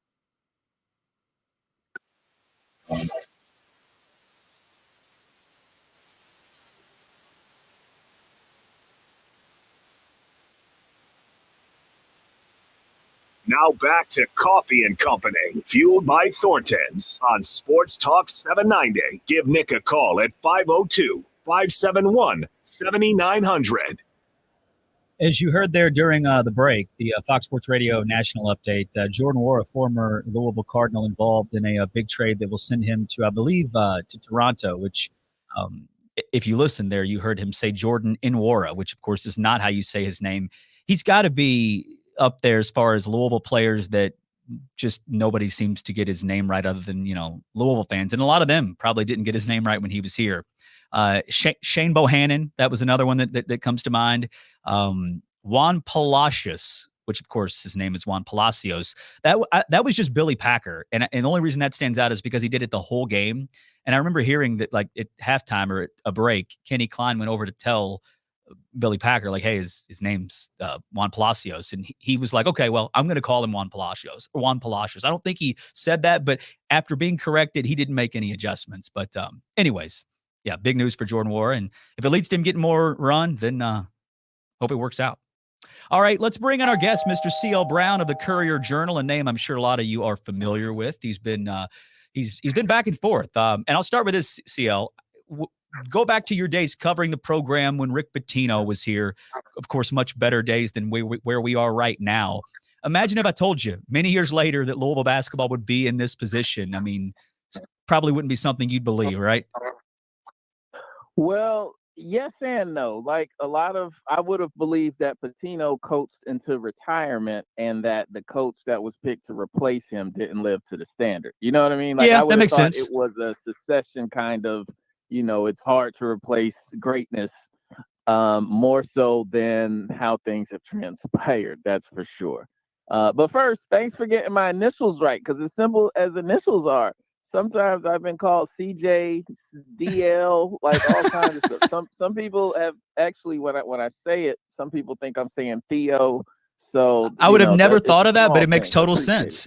Makes total sense. So we're certainly happy to have you. And I'll start with just this current team for Louisville. I mean, lately they have played better. I mean, the product's been better. You've got some guys playing with real confidence, and they're doing it despite being shorthanded. But, I think it's quite clear to everybody that when you see this team give you good basketball in doses and play like they did against Miami, you just wonder how in the heck could they lose an exhibition game to Wesley, and how could they, come up short against Arkansas State the way they did, the road loss at DePaul. I mean, I think most would assume that those are not losses because you don't have personnel to win those games. So I think there's been a variety of things on the floor that has led to this just being, at this point, so far from what everybody hoped it would be in year two. But is there one thing that stands out to you that has really kept this team from, being able to be better than they are?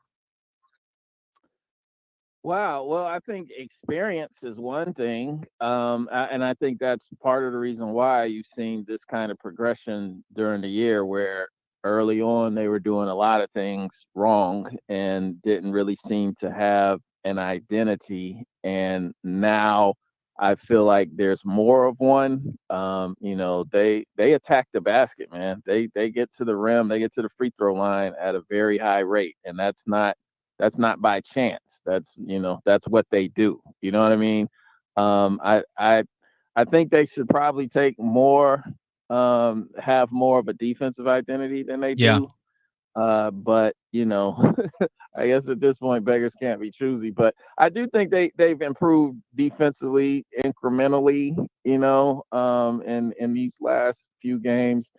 I'm really curious. I mean, obviously, I don't expect them to win tonight against Carolina, but I am curious as to how they're going to play, and how much fight they're going to have. Because obviously, you look at the scores, Carolina just buried Syracuse when they came to Chapel Hill, and, they're basically holding a lot of teams under their scoring average and playing well defensively. So I want to see how much fight they have in a game where, they're clearly, personnel wise, they're clearly outmatched. I know you can't read their minds, and I know you haven't asked each one of these players, but I just kind of got to this point earlier when talking about the game, and it wasn't something I'd thought about until just kind of trying to find a potential positive heading into tonight. And they played better basketball. I think you mentioned the fight; it's been there. I mean, the fight they showed at the end of the NC State game. Again, it still resulted in a loss, but I mean, it's not that you should get a ton of credit for fighting and still trying to win. That's kind of the expectation. It's the standard, but these guys didn't roll over and they kept fighting, which again, I don't think it means everything's okay, but it is at least a good sign given the situation. But my question, CL, is when it comes to this team's confidence, I mean, again, we'll never know, only they could answer it, but is it crazy to say that they may have more confidence right now? Some guys individually, Mike James, Brandon's been playing a lot better for a while now. And then the young guys have had some moments. I feel like they're big underdogs. They're playing at Chapel Hill, and we'll talk Carolina in a minute. I think Carolina right now maybe playing better than anybody in the country. But I feel like this group, given the situation, probably is carrying some confidence this year that they haven't had. I would think so. I mean, and again, I think some of that is just when you look at games played. I mean, look at Mike James. I mean, he's essentially a sophomore because he redshirted that first year, and with the injury and everything, and then even still last year, I would say because of that injury, it took him a while to really get back to form. Even though he was playing the whole time, he wasn't still himself until later on. Sky Clark, he only played like 11, I think it was 11 or 13 games for Illinois before he shut it down. So he's essentially came here as still a freshman, playing. And then obviously the real freshmen, you got Tylor and Curtis. I think they are better at this point in the season and have a little bit more seasoning to them. So there are a lot of little things to be positive about. I know it's for U of L to be a historic program, a top 10 program. Yes, if you look at this on paper, you're like, this is a disaster. This should never happen. I get all that. But we got to understand where the program is right now. You know what I mean? Like you can't think of everything historically. You have to look at the guys that are on this roster and what's going on right now, and are they improving? And I think there's something to be said. We talk about them having fight. I think that word specifically it's a different connotation than just you could still be competitive and play out a game that you were losing bad. You know what I mean? Like you could still make it look good, so to speak. But to have fight is to not quit. You know what I mean? Like to literally think like we still are gonna scratch and claw and try and get back in this game. And I think we're starting to see that, which to me is different because everything doesn't have that. Everything doesn't have that fight. Even a team that might cut a lead down, what were they down? 14, I think, to NC State with 2 and change. Yeah, Burns hit that tough shot, and it just kind of felt like it was going to be over at that point. And sure enough, it was impressive to claw back in it. It was. So I mean, I think those are little victories, Now they gotta transform that into an actual victory. But I think when you play that way, it will happen. You know what I'm saying? I mean, it happened at Miami. Like it was easy for them. They could have just basically played out the string down 9, and I thought it was over. You know what I'm saying? I was like, all right, they played well to this point, but they're not coming back. And you see what happened. So I think that win in and of itself, if they go on to win some games later on in this year and maybe get to 6-7 wins in the ACC, which again I know for the standards of U of L that is not acceptable, but given how this season has developed, I would think that was a victory and that was a positive sign. I think that Miami game was a turning point. CL Brown is our guest, joining us here on Sports Talk 790. You can read CL's work at the Courier-Journal. And I want to talk about Carolina because they are, I mean, again, I think a lot of people will tell you that right now, maybe nobody's playing better basketball than them. Has something switched, or is it them just kind of hitting their stride? I mean, I know the recent opponents haven't been great, but they did give Clemson a loss when they were on fire, looking like a real ACC contender at the time. And the way they dominated Cuse was certainly impressive. And, I know the numbers aren't so super flattering for NC State, but I think that's a pretty good team. Have you noticed? I mean, I know you're not following them maybe as close as you were when you were covering them, but have you noticed anything different that has really had them kind of take off in these last few games? Well, I think there's been a progression for sure, especially from Hubert, starting with Hubert Davis. being in his third year as a coach, because he talked a lot between his first and second year in the offseason about how he needed to use the bench and develop the bench and whatnot. And then when you saw it play out last season, he didn't use the bench. Well, he used the bench like an NBA coach. Like he could just put a kid in a spot and they were going to work out. And it doesn't work that way in college. Like they have to play, they have to get regular playing time and develop. So then when they get in a situation, they can come through. And he's done that this year where he's regularly gone to guys on his bench. They're a lot deeper than they were, and there's not a big drop off. I think that more than anything, we've seen some of their personnel take big steps up coming off the bench, like Seth Trimble has developed a better shot. He's crazy athletic and a good defender, and he's taken a big jump up. I still think Jalen Washington, their forward, has the potential to be I think he has NBA potential and could really be a dominant force for them. We haven't seen that from him yet, but I think it's there under the surface. So they have a lot of parts. I think it's good for them that they don't have to depend on Armando Bacot being the leading scorer, and we see what RJ Davis has done now as the leading scorer in the ACC currently. After kind of, with Caleb Love leaving and there being more of a clearly defined pecking order in terms of, handling the ball and shots in half court sets. I think all of those things have kind of helped them roll into this. And I think for this team going on the road and beating Pitt, well, first of all, they had, I think, like 3 straight road games. It was Pitt, Clemson, and NC State, which I was expecting them to get tripped up in one of those and to come out winning all 3 of those by double figures, but especially the Pitt game because they've been punked by Pitt. Hubert Davis had never beaten Jeff Capel. It's crazy to say out loud, but it is a real stat. Yeah.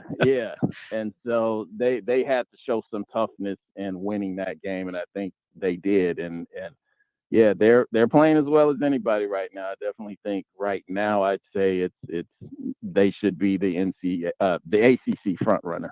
I would agree, and I watched a lot of their games in the during the holiday tournaments around. They were in, was it Maui they were in, or was it the Battle for Atlantis? Atlanta. Yeah, I saw a lot of that one, and I did watch their Pitt game from start to finish. And to me, it just stood out that they have identified roles much more this year than I think they had a year ago. It's crazy to think you could lose a Caleb Love and be a better team, but I just think it comes down to as you mentioned, everybody kind of having identified role and executing. I think they're as good as anybody in the country. And with that, Hubert Davis has had a year one where they were a good team, but their run to get to, I mean, they weren't the Carolina standard by any means, but then they made a run all the way to the championship game, and I still can't believe they didn't win that one. And then last year, certainly underwhelming, disappointing year, no doubt. And so far this year, they're off to a great start. The losses they have are to really good teams. What is the feel from fans in regards to Hubert Davis? Because, I don't think the situations are really that comparable, just given the results and the overall way it worked out where Kenny got the job here and Hubert kind of was elevated under Roy Williams. But do fans, are they all in with Hubert Davis? Has he taken a lot of criticism? Just curious. I have no clue, and I know you would know that a lot better than I would. He has taken his share of criticism. I mean, it started in the first year. Yeah, it started before January, his first season. Yeah, they were an 8 or 9 seed, weren't they? Games early. They what? Were they at 8 or 9 seed when they made it all the way to the championship? Yeah, I remember they struggled, but I forgot they were an 8 or 9. They beat Baylor, who I think was a 1. I totally forgot about that. Yeah. They during the regular season though, they got basically blown out in most of their major, marquee games. Kentucky beat the brakes off of them. They lost to Purdue by like 15. They had lost to Tennessee. I don't remember the score, but it for every marquee matchup, they were coming up short. And so there was a lot of questions. And I remember Cincinnati at the time, Wes Miller, they beat somebody. And so people were like, oh, see, we should have hired Wes Miller. He's going to have a program. But Hubert really has good coaching acumen, when you really sit and break it down. I think just early on he had like any coach who's coming from being an assistant to their first head coaching job, they have to find their way. And I think it's taken him 2 years. I think this year I think he's much more comfortable and better suited to do things. Last year, he was still kind of relying on much of the formula that caught fire, at the end of his first season, which was just relying on, he didn't trust anybody basically. Like he didn't trust guys coming off the bench. He tried to work the starters and the experienced guys for big minutes, and he's let some of that go this year, and obviously it's working out for him right now. All right, last question for you, CL, putting you on the spot. In no particular order, who do you think right now, from what you've seen, is the 4 best teams in the ACC? Oh, in the ACC, I would start with Carolina. Number 2, I Duke hasn't gotten it figured out, I don't think. So I'm not necessarily, some of this is projecting because I still feel like their roster is probably the most talented in the league. And I think I'm still expecting them to fully hit their stride, which they haven't done yet. But I'm going to say Duke number 2. Wow. Now then probably NC State. Obviously they're 5-1 now. They've won on the road. You look at their roster and it doesn't seem like it's not overwhelming, but they're playing well together. And they won without making a 3 last night, and I beat a good team too. Craziest stat. Yeah. And I would have said Clemson, but Clemson is starting to tail out. Clemson is starting to do. This is what Brad Brownwell does. That he's addicted to the bubble. You know what? It started before him. Oh, really? This is Clemson's MO to do great in the non-conference and come into conference play, sometimes undefeated. I remember Oliver Purnell had some teams a couple of times that came in conference undefeated and then just got blasted. I don't think this team is getting blasted, but they're taking a step back. So I'm going to go with Wake Forest as the number 4 team in the league. I still think Miami could get there. I still think Clemson could get there. But as of right now, today, how teams are playing, that's my top 4. I totally agree. CL, I appreciate you making time for us on short notice. Always enjoy the conversation, my man. Keep up the great work. Let's do it again. All right, buddy? Hey, anytime. Appreciate you, Nick. All right, that's CL. Always going to talk college hoops. He's one of the best, no doubt. Glad he's back in Louisville, covering the Cards here and a lot of other things, not just Louisville for the CJ. All right, we got to run. Quick break. We'll come back with a little time left. So what we'll do at that time, John, we're going to talk some bets. We're going to get our picks out for the night. Let's do it. A lot of college basketball. So stick with us right here on Sports Talk 790.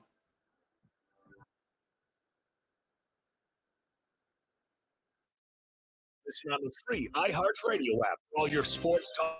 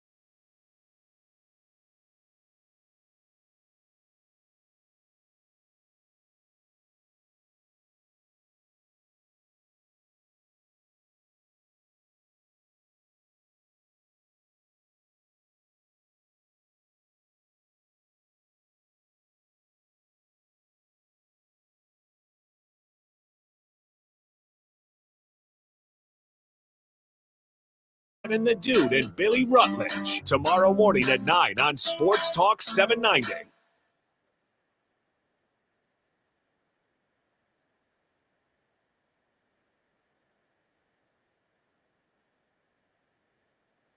right, once again, let me brag on my friends over at the Louisville Men's Clinic. And they're my friends. At least I think we're friends. Hopefully they see it the same way. But Dr. Wood has been phenomenal in my experiences with him, and he helped educate me on testosterone levels and how common it is for someone my age or a little even younger, maybe older, a little older, to get their levels checked and find out, hey, you're not in bad health, but your levels are not what they should be for someone your age. So that's where they can help you. So give them a call, 502-444-4000. Again, 502-444-4000. It is the Louisville Men's Clinic. They've been helping people, gentlemen, I should say, men in this area for over a decade when it comes to low testosterone, erectile dysfunction, or Peyronie's disease. And they're super professional, and they're not only going to give you a service and provide health care that can help you become a better person and enhance your life, but they're going to explain to you why you're doing it, what it is that's causing you to need it, and just a great experience overall. So again, I can't recommend them enough. All right, what's your best bet tonight, John? You got one? I tell you what, I've got 3 good ones. I feel like I'll give you my favorite though, and it's Providence -8.5 on the road at DePaul, and it's because it's DePaul. I mean, what else can you say about it? We haven't talked about it. I'm all in on that because it's now -9.5, and I know sometimes people will say, "Well, hey, that's bait. They know something we don't know. Something's up," and you may be right. But there's also teams that are so bad you just know to fade them, and DePaul is one of them. So I am riding with you on that one. And then I am going to go the over here in the Kentucky-Mississippi State game, which it wouldn't shock me if it doesn't hit. But I know Kentucky can score, and I know they're not great defensively. So I think we're going to get a lot of points. I'm taking over 155.5. What else you got? I've got Arizona State -3.5 hosting UCLA, and we all know what's going on with Mick Cronin in California. So that's why I'm taking the Sun Devils. I would have too, but did you see that they bounced back and beat Washington the other night? Is Washington good in the Pac-12 this year? They're not great, but they've got Keon Brooks, Severe Wheeler guy. I mean, Keon Brooks is scoring like 24 a game. So despite losing by 50 points to Utah, they were only 1.5-point dogs, and I took the bait, and sure enough, I lost. So, but I still think the right play is in fact that tonight. So I won't bet that one, but I think you're in the right direction. And then a game that I am not sure what I'm going to do, probably won't bet on it, but man, this should be a great game. Creighton and UConn should be a really, really good game. So and hopefully everybody can enjoy some college hoops tonight. Again, Kentucky and Mississippi State at 7, which I think will be a good game. And it'll be a big test for Kentucky. A win there would be a quad 1 win. And I don't think it's going to get you a ton of attention nationally, but it would be an impressive win for this young team. And then Louisville, 9 o'clock tip, a late one. And we're going to go live right here on Sports Talk 790 as soon as it ends. So hopefully you guys will stay up late and join us. This has been another edition of Coffee and Company, fueled by Thornton's, right here on Sports Talk 790.